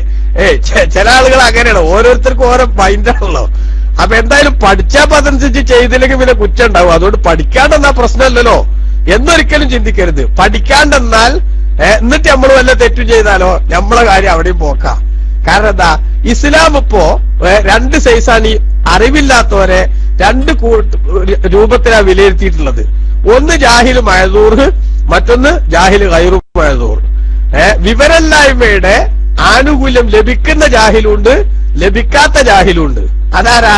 ലഭിക്കണ ജാഹില് പറഞ്ഞത് ഇപ്പൊ ഇസ്ലാമിൽ വന്നിട്ടുള്ള ഒരു പഠിക്കാനുള്ള സമയം കിട്ടിയിട്ടില്ല. അപ്പൊ വിവരമില്ലായ്മയുടെ പേരിൽ ഓനേക്കുന്ന എന്തെങ്കിലുമൊക്കെ വരുമ്പോ അതെന്ത് ചെയ്യും? ഒരു മാപ്പ് ചെയ്യപ്പെടും. അല്ലെങ്കിലോ പണ്ടേ ഇസ്ലാമിലൊക്കെ ഉണ്ട്, പക്ഷെ ഇൽമുള്ളവരടുത്തേക്ക് അങ്ങോട്ട് എത്തിപ്പെടാനോ അല്ലെങ്കിൽ ഇൽമുള്ളവരെ അവന്റെ അടുത്തേക്ക് ഇങ്ങോട്ട് എത്തിപ്പെടാനോ ഉള്ള സംവിധാനമല്ല. അങ്ങനെ ഒരു ഒറ്റപ്പെട്ടു പോയ അവസ്ഥയിലായതുകൊണ്ട് അവർ പഠിക്കാൻ പറ്റിയില്ല. ഈ രണ്ടാളുകൾക്ക് മാത്രമാണ് എന്തിന്റെ ആനുകൂല്യം? വിവരമില്ലായ്മയുടെ ആനുകൂല്യം ഉള്ളത്. അതേസമയത്ത് നമ്മളൊക്കെ ഇപ്പൊ പ്രിയപ്പെട്ട സഹോദരന്മാരെ മുൻകാലങ്ങളെ അപേക്ഷിച്ച് ഓരോരുത്തരും സ്വന്തം റൂമിലിരുന്നാൽ തന്നെ ഇൽമു കിട്ടാനുള്ള സംവിധാനങ്ങളാണ് അല്ലെ ഒരുക്കപ്പെട്ടിട്ടുള്ളത്. എല്ലാ സൈസ് വിജ്ഞാനങ്ങളും കിട്ടാനുള്ള സംവിധാനം SGV അടക്കം ബൈലുക്സിന് ബന്ധപ്പെടുന്ന ഒരാൾ ഇപ്പോഴും സംസാരിക്കണേ. അതേപോലെ ഇന്റർനെറ്റ് ഉപയോഗിക്കുന്ന ആളുകൾ യൂട്യൂബുമായിട്ട് ബന്ധപ്പെടുമ്പോ അങ്ങനെയുള്ള തുടങ്ങിയിട്ടുള്ള ഒരുപാട് പ്രശ്നങ്ങള്, ഒരുപാട് അവസരങ്ങൾ നമുക്ക് എല്ലാവർക്കും ഉണ്ട്. ആ അവസരങ്ങൾ ഉപയോഗപ്പെടുത്തി നന്നാകാൻ ശ്രമിച്ചില്ലെങ്കിൽ എന്തുണ്ടാകും? വമ്പിച്ച പരിതാപകരമായ അവസ്ഥ ഉണ്ടാവും. അതുകൊണ്ട് ഞാൻ പഠിക്കണില്ല, അവര് പഠിച്ചനുസരിച്ച് പ്രവർത്തിച്ചില്ല എന്നുള്ള പ്രശ്നം ഉണ്ടാവില്ലല്ലോ എന്ന ആനുകൂല്യവും വാസ്തവത്തിൽ ആർക്ക് ലഭിക്കില്ല? നമുക്ക് ലഭിക്കില്ല എന്ന് കൂടി അതിന്റെ ഇടക്ക് നമ്മൾ മനസ്സിലാക്കേണ്ടതുണ്ട്. ഏതായാലും വിജ്ഞാനത്തിന്റെ വലിയ പ്രധാനമാണ് ഇവിടെയൊക്കെ നമ്മൾ മനസ്സിലാക്കുന്നതെങ്കിൽ നാം ചിന്തിക്കണം, അല്ലാഹു സുബ്ഹാനഹു വ തആല ഈ ദുനിയാവിൽ ഏറ്റവും പ്രാധാന്യത്തോടു കൂടെ വിജ്ഞാനത്തിന്റെ മഹത്വം നമ്മുടെ ശ്രദ്ധയിൽപ്പെടുത്തുന്നുണ്ട് എന്ന് നമ്മൾ ചിന്തിക്കണം. ഒരുപാട് കാര്യങ്ങൾ ഇനിയും ഇവിടെ ബഹുമാനപ്പെട്ട റാസി ഇമാം രേഖപ്പെടുത്തുന്നുണ്ട്. പ്രധാനമായിട്ട് ഒരു മഹാൻ പറഞ്ഞത് അദ്ദുനിയ ബുസ്താനുൻ സുയ്യിനത്ത് ബി ഖംസത്തി അശ്യാ. ദുനിയാവ്, ഇതൊക്കെ ഞാൻ ഓരോ മഹാന്മാരുടേതായിട്ടുള്ള ചില സ്റ്റേറ്റ്മെന്റുകൾ അത് നമ്മുടെ ജീവിതത്തിൽ നമുക്കൊക്കെ ഇതുപോലെ വിശദീകരിച്ച് പറയണമെങ്കിൽ ഓരോന്നെ ഒരുപാട് ഭാഗങ്ങളിലേക്ക് നമുക്ക് കൊണ്ടുപോകാൻ പറ്റുന്ന ഒരു വിഷയമാണ്. അതുകൊണ്ട് ഇത് നമ്മൾ ഈ കണ്ടന്റുകൾ അത് നമ്മൾ ശരിക്കും എന്താ വെച്ചാല് ഇനിയിപ്പോ ഇത് വീണ്ടും കേട്ടിട്ട് ഇപ്പൊ നമ്മളെ സിദ്ദീഖ് പുളിക്കല്, അബൂ റഫ ഇവരുടെയൊക്കെ ബന്ധപ്പെട്ടാല് ഇവിടെ നടക്കുന്ന എല്ലാ ക്ലാസ്സുകളുടെയും ലിങ്കുകൾ നിങ്ങൾക്ക് കിട്ടും. പിന്നെ യൂട്യൂബൊക്കെ നോക്കിയാല് എന്ത് ചെയ്യാൻ പറ്റും? വീണ്ടും സ്വസ്ഥമായിട്ട് ഒരു തവണ കേൾക്കുമ്പോ ഇതിങ്ങനെ കേട്ട് വിടാനേ കഴിയുള്ളൂ. അതേ സമയത്ത് വീണ്ടും കേൾക്കാനുള്ള സംവിധാനം റേഡിയോ സുഹൃത്തുക്കൾക്കൊക്കെ തന്നെ വീണ്ടും ഒരു തവണ കൂടി അത് കേൾക്കണമെങ്കിലൊക്കെ ഉള്ള സംവിധാനം അതൊക്കെ എന്ത് ചെയ്യണം? അത് ഉപയോഗപ്പെടുത്താൻ വേണ്ടിട്ട് നമ്മൾ ശ്രമിക്കണം. അങ്ങനെ ഈ കണ്ടന്റുകൾ നമ്മൾ പഠിച്ചിട്ട് ഇത് എത്രത്തോളം എന്റെ ജീവിതത്തിൽ എനിക്ക് ഫലപ്രദമാക്കാൻ സാധിക്കും, പ്രാക്ടിക്കലാക്കാൻ സാധിക്കും എന്ന് കൂടി നമ്മൾ ചിന്തിക്കണം. അല്ലാതെ അങ്ങനെ കേട്ടാണ് വിട്ടിട്ട് കാര്യമല്ല. കാരണം ഞാൻ പ്രത്യേകിച്ച് ഒരു എക്സ്പ്രസ് യാത്ര പോലെയാണ്. ഓരോ വട്ടം ഞാൻ പറഞ്ഞുള്ളൂ വിഷയങ്ങള്. അപ്പൊ കൂടുതലായിട്ട് അങ്ങനെയുള്ള ഓരോരുത്തരും പരിമിതികൾ അതിൽ പെട്ടാണ്, എന്റെ പരിമിതി പെട്ടാണ് അത്. വേഗം കാര്യങ്ങളായിട്ട് പറഞ്ഞു പോകുക എന്നുള്ളത്. അപ്പോ പലപ്പോഴും സ്പീഡ് ചിലപ്പോ ആർക്കെങ്കിലുമൊക്കെ ബുദ്ധിമുട്ടായിട്ട് തോന്നുന്നുണ്ടെങ്കിൽ എന്ത് ചെയ്യാന്ന് വെച്ചാല് പിന്നീട് അവര് ഒന്നുകൂടി ഇതൊക്കെ ഇത്തരം സംവിധാനങ്ങൾ നമുക്ക് ഉപയോഗപ്പെടുത്താലോ. ഈ നെറ്റുമായിട്ട് ബന്ധമുള്ളവരാണല്ലോ ഇന്ന് കേൾക്കുന്ന ആളുകള്. അപ്പൊ ആ കേൾക്കുന്ന ആളുകൾക്കൊക്കെ വീണ്ടും അവിധത്തിലുള്ള സംവിധാനങ്ങൾ കൂടി ഉപയോഗപ്പെടുത്തിയാൽ ഒരു പക്ഷേ ഞാൻ ഈ പറഞ്ഞ അതിനേക്കാൾ കൂടുതലായിട്ട് അടുത്ത തവണ ഈ കണ്ടന്റ് നിങ്ങൾ മനസ്സിലാക്കുമ്പോ ആ കണ്ടന്റിൽ നിന്ന് നമ്മുടെ മനസ്സിലേക്ക് തന്നെ അല്ലാഹു തആല പുതിയ സംഗതികൾ തരും. അങ്ങനെ ഒരു ഘടകമുണ്ട്. നമ്മളൊരു സംഗതി ചെറുതായിട്ട് പഠിച്ചു, അതനുസരിച്ച് പ്രവൃത്തി പദത്തിൽ കൊണ്ടുവരാനുള്ള ശ്രമങ്ങൾ നടത്തുമ്പോ നമുക്ക് അറിഞ്ഞിട്ടില്ലാത്ത കുറെ പുതിയ തിയറികൾ അല്ലാഹു സുബ്ഹാനഹു വ തആല നമ്മുടെ മനസ്സിലേക്ക് ഇട്ട് തരിക എന്നുള്ള ഒരു സംഗതിയും കൂടെ ഈ കൂട്ടത്തിൽ തന്നെ ഉണ്ടാകും. അതൊരു പ്രധാനപ്പെട്ട സംഗതിയാണ്. നിങ്ങൾ കേട്ടിട്ടില്ലേ? ബഹുമാനപ്പെട്ട ഇമാം ഷാഫിഈ റളിയല്ലാഹു അൻഹുവിന്റെ പ്രധാന ശിഷ്യന്മാരിൽപ്പെട്ട ഇവര് അബൂ റഫ നിങ്ങളെ ഇതിന്റെ ലിങ്ക് ഒന്ന് പാസ് ചെയ്ത് കൊടുത്താല് ചില ആളുകളെ ചോദിക്കുന്നുണ്ട് പിന്നീട് കേൾക്കാനുള്ള അഡ്രസ്. ഏതായാലും ശരി, ഇൻഷാ അല്ലാഹ് നമ്മളെ അബൂ റഫ അദ്ദേഹം ഇപ്പൊ കേൾക്കുന്നുണ്ടോന്ന് അറിയില്ല, ചിലപ്പോ ഉണ്ട്. ജസാക്കല്ലാഹു ഖൈർ. അപ്പോ അങ്ങനെ ഞാൻ എന്താ പറഞ്ഞേ, ആ വിധത്തില് ഒരു ഒറ്റ സംഗതി തന്നെ ഒരു 500 തവണ ഇമാം ഷാഫിഈ റളിയല്ലാഹു അൻഹുവിന്റെ ഒരു ഇത് വായിച്ചപ്പോ ഓരോ തവണയും കഴിഞ്ഞ തവണ കിട്ടാത്ത ഇൽമ് എനിക്ക് കിട്ടിയെന്ന് ഇമാം മുസ്ലിം റളിയല്ലാഹു അൻഹു പറഞ്ഞത് നമുക്ക് കാണാൻ സാധിക്കുമല്ലോ. അപ്പൊ എന്ന പോലെ നമ്മൾ തന്നെ വീണ്ടും കേൾക്കുമ്പോ ഒരു സംഗതി വീണ്ടും കേൾക്കുമ്പോ നേരത്തെ കിട്ടാത്തത് അല്ലെങ്കിൽ നേരത്തെ അനുഭവപ്പെടാത്തത് നമുക്ക് വീണ്ടും അനുഭവപ്പെടും. അതുകൊണ്ട് തന്നെ ആവർത്തിച്ച് കേൾക്കുക എന്നുള്ളതും ഒരു പ്രധാനപ്പെട്ട സംഗതി തന്നെയാണ്. പഠിക്കാനും അതേപോലെ തന്നെ മനസ്സിലാക്കാനും എല്ലാ ക്ലാസ്സുകളുടെയും അവസ്ഥ അങ്ങനെ തന്നെ. സമയം കിട്ടുമ്പോഴൊക്കെ ആ രൂപത്തിൽ ഉപയോഗപ്പെടുത്താൻ കൂടി ശ്രദ്ധിക്കുക. അള്ളാഹു തആല നമുക്കൊക്കെ തൗഫീഖ് നൽകുമാറാവട്ടെ. ഇനി മഹാനവകൾ പറഞ്ഞത് അദ്ദുനിയാ ബുസ്താനുൻ, ദുനിയാവ് ഒരു പിന്നെ തോട്ടമാണ്. സുയ്യനത്ത് ബി ഖംസത്തി അശിയാ, 5 വസ്തുക്കൾ കൊണ്ട് അത് ഭംഗിയാക്കപ്പെട്ടിരിക്കുന്നു. തോട്ടാവുമ്പോ അതിന്റെ ഭംഗിക്ക് ആവശ്യമായിട്ട് 5 വസ്തുക്കൾ അല്ലാഹു സുബ്ഹാനഹു വ തആല വെച്ചിട്ടുണ്ട്. ഒന്ന് ഇൽമുൽ ഉലമായി, പണ്ഡിതന്മാരുടെ വിവരം, വഅദുലുൽ ഉമറായി, നേതാക്കളുടെ നീതി, ഇബാദത്തുൽ ഉബ്ബാദി, ആരാധനാ കർമ്മങ്ങളിൽ മുഴുകുന്നവരുടെ ഇബാദത്തുകൾ, അമാനത്തു തുജാരി, കച്ചവടക്കാരുടെ സത്യസന്ധത, നസീഹത്തുൽ മുഹ്തരിഫീന, ജോലിക്കാരുടെ പിന്നെ ഗുണകാംക്ഷ. അതായത് താൻ എവിടെയാണോ ജോലി ചെയ്യുന്നതെങ്കിൽ ആ ജോലി ചെയ്യുന്നിടത്ത് അവരോട് എനിക്ക് എന്തുണ്ട്, ഒരു പ്രത്യേക കമ്മിറ്റ്മെന്റ് ഉണ്ട്, എനിക്കൊരു പ്രത്യേക ബാധ്യതയുണ്ട് എന്ന് മനസ്സിലാക്കി ആ ജോലിക്കാരൻ്റെതായിട്ടുള്ള മഹത്വം, അവന്റേതായിട്ടുള്ള ഉത്തരവാദിത്തങ്ങൾ അത് ഭംഗിയായി നിർവഹിക്കാന്നുള്ള സംഗതി. ഈ 5 സംഗതികളാകുന്ന പൂക്കൾ കൊണ്ട് അലങ്കരിക്കപ്പെട്ടിട്ടുള്ള ഒരു തോട്ടമാകുന്നു ഈ ദുനിയാവ് അല്ലെങ്കിൽ ഈ ഭൂമി. കണ്ടോ? അപ്പൊ ഈ 5 പൂക്കൾ എന്ത് ചെയ്യണം? സമൃദ്ധമായി വിളഞ്ഞു നിൽക്കുന്ന അവസ്ഥ ഉണ്ടായാൽ ഈ ഭൂമി എന്താകും? ഈ ഭൂമി നല്ല ഒരു മനോഹരമായിട്ടുള്ള പൂങ്കാവനമായി മാറും. ഇതാണ് സംഗതിയുടെ കിടപ്പ്. അപ്പൊ അങ്ങനെ വന്നപ്പോ ഒന്ന് പണ്ഡിതന്മാരുടെ വിജ്ഞാനം, രണ്ടാമത്തത് ഭരണാധികാരികളുടെ നീതി, മൂന്നാമത്തത് ആരാധനാ കർമ്മങ്ങളിൽ മുഴുകുന്നവരുടെ ആരാധനകൾ, നാലാമത്തത് കച്ചവടക്കാരുടെ സത്യസന്ധത, അഞ്ചാമത്തത് ജോലിക്കാരുടെ കമ്മിറ്റ്മെന്റ്, അവരുടെ ആ വിഷയത്തോടുള്ള ആത്മാർത്ഥത. ഈ 5 കാര്യങ്ങൾ അല്ലാഹു തആല ഭൂമിയിൽ സംവിധാനിച്ചു. ഫജാ ഇബ്ലീസു, അപ്പൊ മനുഷ്യന്റെ ആജീവനാന്ത ശത്രുവായ ഇബ്ലീസ് ലഅനത്തുല്ലാഹി അലൈഹി വന്നു. ബി ഖംസത്തി അലാമിൻ, 5 കൊടികളുമായിട്ട് വന്നു. 5 കൊടികൾ. എന്നിട്ട് ഫഖാമ, ആ കൊടികളെ അവൻ സ്ഥാപിച്ചു. ബി ജംബി ഹാദിൽ ഖംസി, ഈ 5 പിന്നെ പൂക്കളുടെ അടുത്ത്. മനസ്സിലായോ? ഈ 5 പൂക്കളുടെ അടുത്ത് ഇവന് എന്ത് ചെയ്തു? ഈ 5 കൊടി കൊടുത്ത് പണ്ടാരടക്കി. അതേതാ കൊടികള്? ജാ ബിൽ ഹസദി, അസൂയ എന്ന് പറഞ്ഞ കൊടി അവൻ കൊണ്ടുവന്നു. എന്നിട്ട് ഫറഖസഹു ഫി ജംബിൽ ഇൽമി, വിജ്ഞാനം എന്ന ആ പൂവിന്റെ തൊട്ടടുത്ത് അതാണ് സ്ഥാപിച്ചു. ഗസാലി ഇമാം റളിയല്ലാഹു അൻഹു ഒരു സ്ഥലത്ത് പറഞ്ഞതായി വാർത്തകൾ ഓർക്കുന്നില്ല, ഞാൻ പിന്നെ നോക്കിയത് ഞാൻ എങ്ങനെ ഓർക്കുകയാണ്. എന്ത് ആലിമീങ്ങളുടെ കൂട്ടത്തിലുള്ള ഹസദ് അതില്ലാണ്ടായാൽ, കുറെ സംഗതി പലരിലും ഉണ്ടാകുന്നത് അതില്ലാണ്ടായാൽ ലോകം എന്ന് നന്നായി എന്ന് ചോദിച്ചാൽ മതി എന്ന് പറയണോടത്ത് ബഹുമാനപ്പെട്ടവർ പറഞ്ഞൊരു സംഗതിയാ, ഇൽമ് കിട്ടിയവരുടെ മനസ്സിൽ നിന്ന് വരുന്ന ഹസദ് എന്ന് പറഞ്ഞത് വല്ലാത്തൊരു സംഗതിയാണ്. അതാണ് അപ്പൊ ഇത് വായിച്ചോ പെട്ടെന്ന് ഓർമ്മ വന്നതാ. അപ്പൊ അതന്നെ ഇവിടെയും പറയണത് എന്ത്, ഇൽമ് അല്ലാഹു സുബ്ഹാനഹു വ തആല നൽകിയവരുടെ ആ ഇൽമിന്റെ അടുത്ത് ഇവൻ എന്ത് ചെയ്തു? ഹസദ് എന്ന് പറഞ്ഞൊരു എടങ്ങേറിന്റെ കൊടി കൊണ്ടുപോയി നാട്ടിക്കൊടുത്തു. അതുകൊണ്ട് തന്നെ ഇൽമിന്റെ സജീവതയും അതിന്റെ വിശുദ്ധിയും സമൂഹത്തിലേക്ക് പ്രകടിപ്പിക്കപ്പെടുന്നതിന് പകരം പലപ്പോഴും ഈ കൊടി നട്ടുപിടിപ്പിച്ച് വിജയിക്കാൻ സാധിച്ചിടത്ത് ഹസദിന്റെ വിഷലിപ്തമായിട്ടുള്ള ശൈലികളാണ് എവിടേക്ക് വരുന്നത്? പുറത്തേക്ക് വരുന്നത്. അല്ലാഹു സുബ്ഹാനഹു വ തആല നമ്മളെയൊക്കെ എല്ലാവരെയും കാത്തുരക്ഷിക്കുമാറാവട്ടെ. ഞാനിപ്പോ അത്രേ പറയണുള്ളൂ. അതിന്റെ മറ്റു പൊളിച്ചെഴുത്തിലേക്കോ വിശദീകരണങ്ങളിലേക്കോ ഒന്നും പോകാൻ ഞാൻ ഉദ്ദേശിക്കണില്ല. കാരണം അങ്ങനെ പോയാൽ ചിലപ്പോ കുറെ എന്തായി പോകുന്ന വെച്ചാല് സമകാലികമായിട്ടുള്ള ചിലതൊക്കെ പറയുമ്പോ പിന്നെ എവിടെങ്കിലുമൊക്കെ എന്ത് ചെയ്യാൻ പറ്റും, നമ്മൾ എത്തിപ്പെടും. അപ്പൊ അതുകൊണ്ട് അത് ഞാൻ പേടിക്കാണ് ഇപ്പോ. അതുകൊണ്ട് ഇൽമിന്റെ അടുത്ത് ഈ ഹസദ് എന്ന് പറയണ ഒരു സംഗതി എന്ത് ചെയ്തു? ഈ പിശാച് കൊണ്ടുപോയിട്ട് നാട്ടിക്കൊടുത്തു.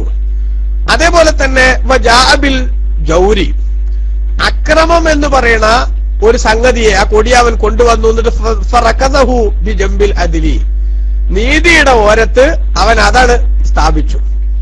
ശരി, ഭരണാധികാരികൾ നീതിയോടുകൂടെ കാര്യങ്ങൾ നിർവഹിക്കണം. അതിനു പകരം അക്രമോത്സുകത അവരിലേക്ക് എന്ത് ചെയ്തു? അവൻ പകർന്നു കൊടുക്കാൻ വേണ്ടി ശ്രമിച്ചു. അതുകൊണ്ട് തന്നെ നീതിക്ക് പകരം അതിക്രമങ്ങളുടേതായിട്ടുള്ള അവസ്ഥ, ആ അവസ്ഥയാണ് എന്ത് ചെയ്യണത്? ഭരണാധികാരികളിൽ കാര്യങ്ങൾ കൈകാര്യം ചെയ്യുന്നവരിൽ അവർ സ്ഥാപിക്കാൻ ശ്രമിച്ചത്. അതിന്റെ ബുദ്ധിമുട്ട് ഇന്നിപ്പോ മനുഷ്യൻ അനുഭവിച്ചുകൊണ്ടിരിക്കുന്നുണ്ട്. അതും നമ്മൾ വിശദീകരിക്കേണ്ടതില്ല. സമകാലികമായ നമ്മുടെ ഇന്ത്യൻ സാഹചര്യമൊക്കെ പരിശോധിച്ചിട്ടുണ്ടെങ്കിൽ അവിടെ നമുക്ക് മനസ്സിലാക്കാൻ സാധിക്കുന്നത് എന്താ?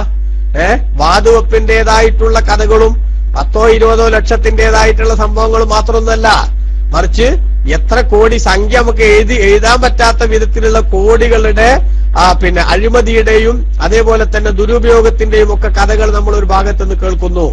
പട്ടിണിപ്പാവങ്ങൾ കൂടുതൽ കൂടുതൽ കഷ്ടപ്പെടുന്ന ഒരവസ്ഥയിലേക്ക് ഭരണാധികാരികളുടെ ദിശാബോധമില്ലായ്മ പലപ്പോഴും നമ്മുടെ നാട്ടിലെ കൊണ്ടെത്തിക്കുന്നു.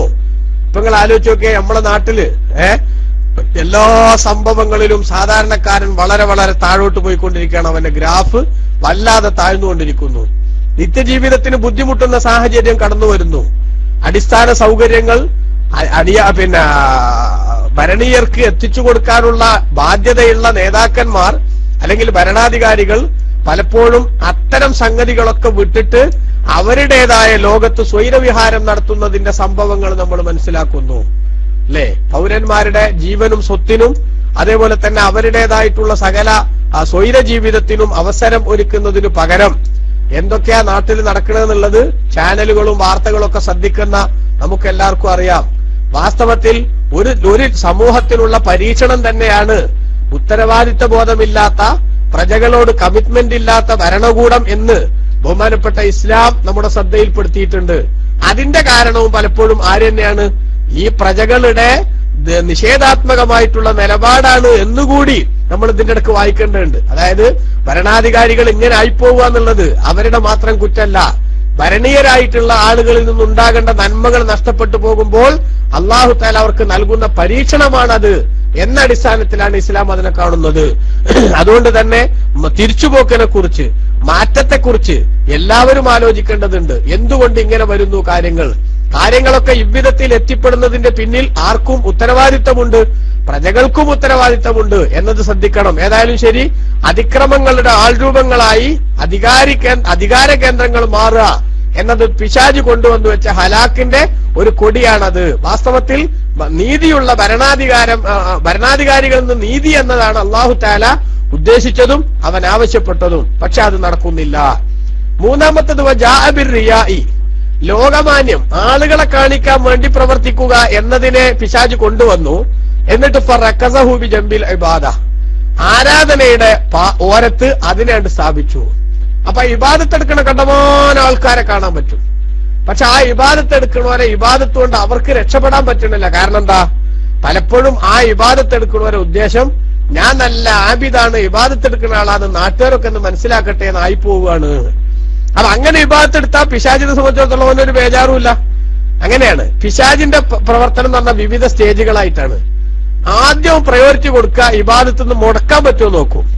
ചിലരെ പക്ഷെ അതിന് പിശാച് എന്ത് ചെയ്യും? പിശാചിന്റെ അടുത്തുനിന്ന് ഊരിപ്പോകും. ഇബാദത്ത് എന്തായാലും ഞാൻ എടുക്കും എന്നുള്ള അവസ്ഥയിലേക്ക് എത്തും.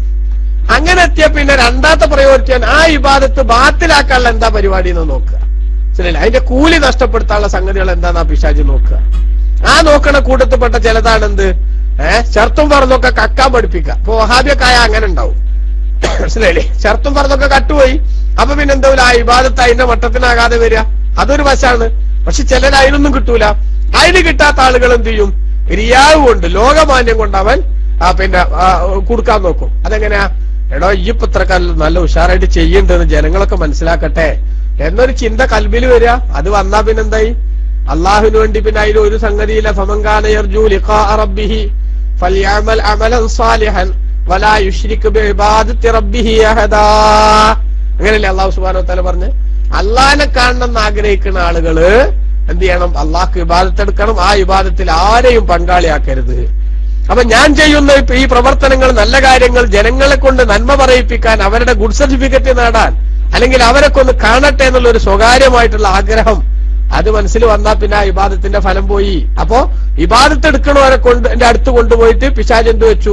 ഇബാദത്ത് പറഞ്ഞത് ഏറ്റവും വലിയ ഈ ഭൂമിയിലുള്ള ഏറ്റവും നല്ലൊരു പുഷ്പമാണ്, നല്ലൊരു ചെടിയാണ്. ആ ചെടി കരിഞ്ഞുണങ്ങാൻ റിയാദ് എന്ന് പറയുന്ന ഈ ഒരൊറ്റ ചെറിയ മണ്ടരി കൊണ്ട് സാധിക്കുന്നതാണ്.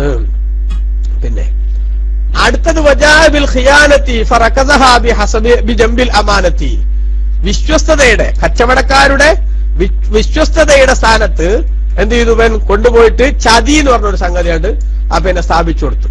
ചതി എന്ന് പറഞ്ഞ ഒരു സംഗതി. അപ്പൊ കച്ചവടക്കാരനെ വിശ്വസിച്ച് അവന്റെ ഉൽപ്പന്നങ്ങൾ വാങ്ങി മനുഷ്യന്മാര് സുഖമായിട്ട് ജീവിക്കുമ്പോ ആ ഉൽപ്പന്നങ്ങളിലൊക്കെ മായങ്ങൾ. ഇപ്പൊ നമുക്കറിയാലോ, നമ്മുടെ നാട്ടില് സർവത്ര മായാണ്. പണ്ടൊരാള് പറഞ്ഞു, ഇപ്പൊ ഒന്ന് തൂങ്ങിച്ചാവണമെങ്കിൽ ഒരു കയറ് വാങ്ങാൻ പോലും നിവൃത്തിയില്ല. കാരണം എന്താ, ആ കയറ് ഉണ്ടാക്കുന്നിടത്ത് അതിൽ ചേർക്കേണ്ട അസംസ്കൃത വസ്തുക്കൾ കണക്കിന് ചേർക്കാതെ അതിന് തിരുമറി നടത്തിയോണ്ട് ആ കയറ് മാവിന്റെ കൊമ്പിലിട്ടിട്ട് അടുത്ത കയർ തല കഴുത്തിലും കുത്തിയിട്ട് ചാടുന്നതിനോടുകൂടെ എന്താവുകയാണ്, കയറ് പൊട്ടി വീണിട്ട്, കയറിന് ബലം പോരാത്തോണ്ട് പൊട്ടി വീണിട്ട് പിന്നെ ഊര മുറിഞ്ഞൊരു ഭാഗത്ത് കിടക്കേണ്ട ദുരവസ്ഥയിലാ വരുന്നേ. വിഷം കുടിച്ചാൽ മരിക്കാൻ പറ്റുന്നില്ല. കാരണം എന്താ, വിഷത്തിൽ ചേർക്കേണ്ട അളവിൽ എന്ത് ചെയ്യുന്നില്ല, അതിൽ ചേർക്കേണ്ടില്ല. മായത്തിന്റെ അവസ്ഥ ഇതിന് മാത്രം ഗുരുതരാണ് എന്ന് വരുമ്പോ കച്ചവടക്കാരുടെ വിശ്വസ്തത, അവരുടെ കസ്റ്റമേഴ്സിനോട് കാണിക്കേണ്ട കടമകൾ, ആ കടമകൾ അവർ മറന്നുപോകുന്നു. എന്നിട്ടോ അവരാളുകളെ മാക്സിമം ചീറ്റ് ചെയ്യാനുള്ള ശ്രമങ്ങൾ നടത്തുന്നു. അല്ലേ? ഇന്നത്തെ ഒരു കണ്ടീഷൻ ആലോചിച്ച് നോക്കിയേ. നമ്മളെ കുട്ടികളൊക്കെ കഴിക്കുന്ന ഈ ഐസ്ക്രീം പോലത്തെ സാധനങ്ങൾ, അതിന്റെ വഴുവഴുപ്പ് എന്ന് പറയുന്ന ആ ഒരു സംഭവം, അതിന്റെ ആകർഷകമായിട്ടുള്ള ഒരു ഘടകമാണ്. അതിനുവേണ്ടി എന്തൊക്കെ സാധനങ്ങളാ ചേർക്കുന്നത് ഞാൻ ഇപ്പൊ ഇവിടെ പറയണില്ല. അല്ലെ? ഞാൻ അതിന്റെ സത്യസന്ധത എത്രമാത്രം ഉണ്ട് എന്നുള്ളതും വാസ്തവത്തിൽ എനിക്കറിയില്ല. എന്തായാലും ഫേസ്ബുക്കിലൊക്കെ ചിലർ അവകാശപ്പെട്ടതനുസരിച്ചാണെങ്കിൽ വളരെ വൃത്തികെട്ട പട്ടിയുടെ കുടല് പോലും അത്തരത്തിൽ ഒഴിവാക്കുന്ന മനുഷ്യന്മാര് ശരിക്കും ഒരു കാരണവശാലും കൈകൊണ്ട് തൊടാൻ പോലും അറക്കണ സൈസിലുള്ള ആ കുടലുകളും അതുപോലുള്ള വൃത്തികെട്ട സാധനങ്ങളൊക്കെയാണ് എന്ത് ചെയ്യണത്, ഇതിനു വേണ്ടി ഉപയോഗപ്പെടുത്തുന്നത് എന്ന് ചിലരൊക്കെ അവകാശപ്പെട്ട് കാണുന്നുണ്ട്. അത് നമ്മളെ തേജസ് പത്രാധിപര് പറഞ്ഞ തേജസ്സിലെ ലേഖകൻ പറഞ്ഞ മാറ്റ സംഭവം ആണോന്ന് അറിയില്ല. എന്തായാലും ശരി, അത് ഞാൻ ഏറ്റെടുക്കണില്ല. അതേസമയത്ത് ഒരു കാര്യം നമുക്ക് ഉറപ്പാണ്, പലതിലും എന്ത് നടക്കുന്നുണ്ട്, കൃത്രിമങ്ങൾ നടക്കുന്നുണ്ട് എന്നുള്ള കാര്യത്തിൽ ഒരു തർക്കമല്ല. ഒരു ചായക്കടക്കാരനെ സംബന്ധിച്ച് പോലും നമ്മളിപ്പോ 4 മണിക്ക് ഒരു ചായ കുടിക്കാൻ വേണ്ടി കയറി അവിടുത്തെ ഒരു സുഗീൻ വാങ്ങുകയാണെങ്കിൽ, അല്ല ഇതിപ്പോ ഒപ്പുണ്ടാക്കി തന്നെയാണോ എന്ന് ചോദിച്ചാ ചിലപ്പോ എന്താവും ഓപ്പുണ്ടാക്കിയാന്ന് പറയും. പക്ഷെ അതിന്റെ ഉള്ളിലുള്ള ചെറുപയറിന് ചിലപ്പോ 15 ദിവസത്തെ പഴക്കമുണ്ടാവും. അല്ലെ? അതിന്റെ ഉള്ളിലുള്ള ചെറുപയറിന് 15 ദിവസത്തെ പഴക്കമുണ്ടാവും ചിലപ്പോ. കാരണം എന്താ, അത് ഒരു ദിവസം രാവിലെ അത് പൊറാട്ടക്ക് ഇതാക്കി കൊടുത്തു, കറിയാക്കി കൊടുത്തു. പിന്നെ ഉച്ചയാകുമ്പോഴേക്ക് അതിനെന്ത് ചെയ്തു, ഒരു തോരൻ എന്നുള്ള രൂപത്തിൽ ആക്കി കൊടുത്തു. പിന്നെ ബാക്കി വന്നതോട്ടേക്ക് എന്തിനാക്കിയിട്ടുണ്ടാവുക, അല്ലെ? പിന്നെ ബാക്കി വന്നത് വെച്ച് അത് ഒരു സുഖീരാക്കി മാറ്റിയിട്ടുണ്ടാവും. ഇങ്ങനെ ഓരോ സംഗതി. രാത്രി ഒഴിവ് വന്ന എന്താ ഒഴിവായ തീരാത്ത ചോറ്, ആ ചോറൊക്കെ ചെയ്തിട്ടുണ്ടാവും. ആ ചോറൊക്കെ അടുത്ത പിറ്റേത്തെ ദോശയിലൊക്കെ കൂട്ടിയിട്ടുണ്ടാവും. അങ്ങനെ പഴകും തോറും ടേസ്റ്റ് കൂടിയിട്ട് അങ്ങനെയുള്ള ഓരോ സാധനവും. ഷവർമ കഴിച്ചിട്ട് നമ്മുടെ നാട്ടിലെ ആൾക്കാർ മരിക്കല്ലോ ഇപ്പോ. അപ്പൊ അவ்விധത്തിലുള്ള ഓരോന്നിലും എന്തുണ്ട്, മായം, സർവത്ര മായം എന്ന് പറയുന്ന ഒരു സംഭവം നടന്നുകൊണ്ടിരിക്കുകയാണ്. അപ്പൊ കച്ചവടക്കാർക്ക് അല്ലാഹു സുബ്ഹാനഹു വ തആല വെച്ച ഒരു നല്ല പൂവായിരുന്നു എന്ത്, നല്ലൊരു പൂവായിരുന്നു അവരുടെ വിശ്വസ്തത എന്ന് പറയുന്ന സംഗതി. എന്നാൽ അവിടെ പിശാച് എന്ത് ചെയ്തു, ചതി എന്ന് പറയണ, ചീറ്റിംഗ് എന്ന് പറയുന്ന ഒരു സംഭവം കൊണ്ടുവന്ന് വെച്ചു കൊടുത്തു. അതേപോലെ തന്നെ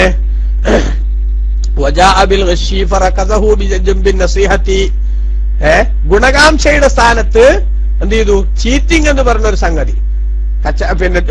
ജോലിക്കാര് താൻ ആർക്കാണോ പണിയെടുക്കുന്നതെങ്കിൽ ആ പണിയെടുക്കുന്ന സ്ഥലത്ത് എനിക്ക് ജോലി തന്ന ആള്, അദ്ദേഹത്തോട് എനിക്ക് കടമയുണ്ട്, ആ വർക്ക് നന്നായി നടക്കണം, എനിക്ക് കിട്ടുന്ന സമയം, എനിക്ക് 10 മണിക്കൂർ ജോലിയാണെങ്കിൽ ആ 10 മണിക്കൂർ എന്ത് ചെയ്യണം, അത് അതിനുള്ളതാണ്, ആ ജോലിക്കുള്ളതാണ്. നമ്മൾ മുമ്പൊരിക്കൽ പറഞ്ഞില്ലേ, ഇബ്രാഹിം അദ്ദേഹം റളിയല്ലാഹു അൻഹു ഒരാളെ കാണാൻ പോയപ്പോ അദ്ദേഹത്തിന് സലാം പറഞ്ഞിട്ട് സലാം അടക്കിയില്ല എന്ന് പറഞ്ഞില്ലേ, എന്നാള് റജബിന്റെ സന്ദേശം പറയണമെന്ന്, അല്ലേ?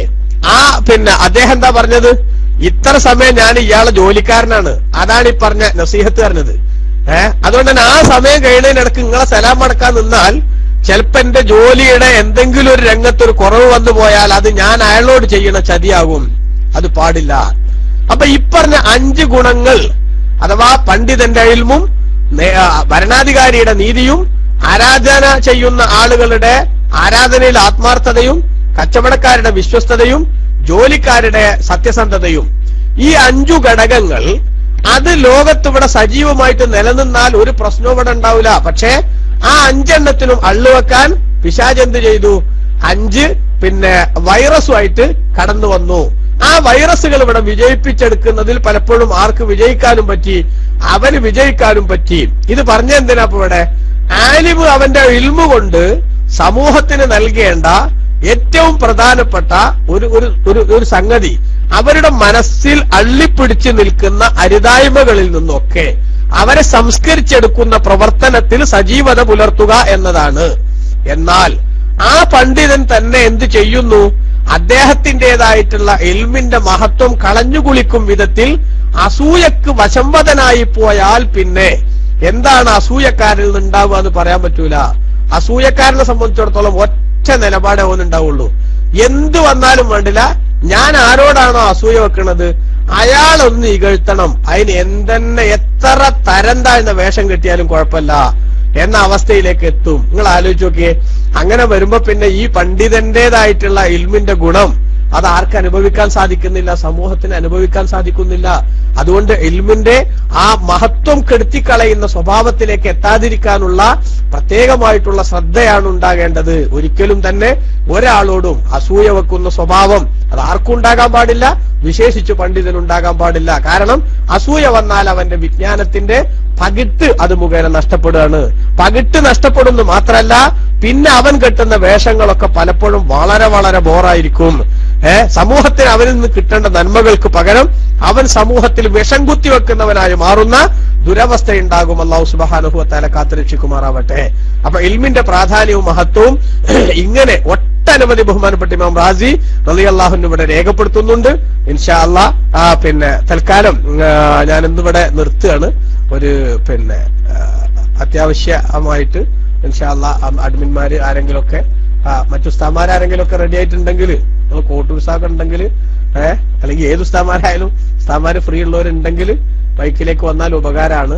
അല്ലെങ്കിൽ ഇൻഷാ അല്ലാഹ് ഏതായാലും ബാക്കി നമുക്ക് നാളെ പറയാം. തൽക്കാലം ഇതൊരുപാട് ഇനിയുണ്ട്. ഇതിങ്ങനെ നിർത്തിയിട്ട് നാളെ എന്തായാലും നമുക്ക് ഇൻഷാ അല്ലാഹ് അടുത്ത ആയത്തിലേക്ക് കടക്കാന്നാ തോന്നുന്നത്. പക്ഷെ ഇങ്ങനത്തെ ഈ വിഷയത്തിലൊരുപാട് എനിക്കിതിങ്ങനെ വായിച്ചപ്പോ, ഇത് പറയാൻ വേണ്ടി ഇങ്ങനെ വായിച്ചപ്പോ ഇതൊക്കെ പറയണമെന്ന് എനിക്ക് തോന്നിപ്പോയി. കാരണം എന്താ വെച്ചാല് കുറെ പിന്നെ ഇല്ലല്ലോ ഞാൻ സാധാരണ 6:40 ഇവിടെ നിർത്തലുള്ളൂ. മനസ്സിലായില്ലേ? ചിരിക്കാൻ പാടില്ലാത്ത 3 സ്ഥലങ്ങൾ പറഞ്ഞത്, ഒന്ന് മയ്യത്തിന്റെ കൂടെ, രണ്ടാമത്തത് ഖബർസ്ഥാനില്, മൂന്നാമത്തത് ദിക്റിന്റെ മജ്ലിസില്. അപ്പോ ഇൻഷാ അല്ലാഹ് ഏതായാലും നമുക്കൊക്കെ നമ്മളെ ജീവിതത്തിൽ പകർത്താൻ പറ്റുന്ന ചില ഗുണപാഠങ്ങൾ ഉള്ളത് എന്ന നിലക്കാണ് ഞാൻ ഈ കാര്യങ്ങളൊക്കെ വിശദീകരിച്ചു വന്നത്. ഇങ്ങനെ ആവർത്തനമോ അല്ലെങ്കിൽ ബോറാവുണ്ടോന്നൊന്നും എനിക്കറിയില്ല. ഏതായാലും ഇതൊന്നും ഇൻഷാ അല്ലാഹ് പഠിക്കാൻ പറ്റുന്നത് നമ്മൾ ഉൾക്കൊള്ളാൻ വേണ്ടി ശ്രമിക്കുക. എനിക്ക് പഠിക്കാലോ എന്ന നിലക്കാണ് ഞാൻ എന്ത് ചെയ്തത്, ഞാൻ ഇതിങ്ങനെ പറഞ്ഞത്. അങ്ങനെയാണെങ്കിൽ ഇൻഷാ അല്ലാഹ് ഇതിന്റെ ബാക്കിയും കൂടെ നമുക്ക് എന്ത് ചെയ്യാം, ഇതിന്റെ ബാക്കിയും കൂടെ പറയാം. കാരണം ഇതിന്ന് ഓരോന്നും പറയുമ്പോൾ അതിൽ നിന്ന് ഒരു ചെറിയ ഗുണപാഠെങ്കിലും നമുക്ക് കിട്ടിയാൽ, അങ്ങനെയാണ് ഓരോ സംഗതിയിലും അതിന്ന് നമുക്ക് കിട്ടേണ്ടത് എന്താണെന്നാണ് എന്ത് ചെയ്യേണ്ടത് നമ്മൾ ഓരോരുത്തരും ആലോചിക്കേണ്ടത്. അല്ലാതെ വേറുള്ള ഒരു സംഗതികളൊന്നുമല്ല. അപ്പൊ അതുകൊണ്ട് ഇതാണ് ഇത്തരം മഹാന്മാരുടെ വാക്കുകൾ. ആ വാക്കുകളൊക്കെ വാസ്തവത്തിൽ വിലമതിക്കാനാവാത്ത മുത്തുകളാണ്.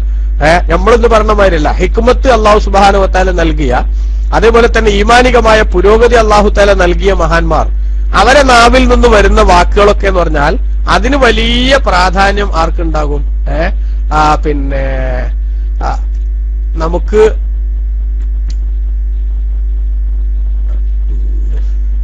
ശരി, നമുക്ക് ഇതൊക്കെ മനസ്സിലാക്കാൻ സാധിക്കുന്ന ഒരവസ്ഥ അല്ലാഹു തആല നൽകുമാറാവട്ടെ. ആമീൻ എന്ന് ദുആ ചെയ്ത് നമ്മൾ അബൂ മിഷലിന്റെ ഉമ്മ അടക്കം നമ്മിൽ നിന്ന് മരിച്ചുപോയ എല്ലാവരുടെയും പരലോകം അല്ലാഹു സുബ്ഹാനഹു വ തആല സന്തോഷമാക്കുമാറാവട്ടെ. അർഹമുർ റഹീമായ അല്ലാഹു നമുക്ക് എല്ലാവർക്കും നമ്മുടെ ജീവിതത്തിൽ ഖൈറും ബർക്കത്തും നൽകുമാറാവട്ടെ. നമ്മയും നമ്മുടെ വേണ്ടപ്പെട്ടവർ, ദുആ കൊണ്ട് ഏൽപ്പിച്ചവർ, നാം ദുആർക്കാമെന്ന് ഏറ്റെടുത്തവർ, പ്രത്യേകിച്ച് നമ്മുടെ ക്ലാസ്സുകളിലും മറ്റൊക്കെ എല്ലാ സ്ഥലങ്ങളിലുമായിട്ട് സംബന്ധിക്കുന്നവർ, അതുപോലെ തന്നെ റേഡിയോയിലൂടെ നമ്മുടെ പരിപാടി ശ്രദ്ധിക്കുന്ന റേഡിയോ ശ്രോതാക്കൾ, അല്ലാഹു സുബ്ഹാനഹു വ തആല അതുപോലെ തന്നെ നമ്മുടെ സമ്പത്ത് കൊണ്ടും അതേപോലെ സമയം കൊണ്ടും ഇൽമു കൊണ്ടും അതുപോലെ തന്നെ സാന്നിധ്യം കൊണ്ടും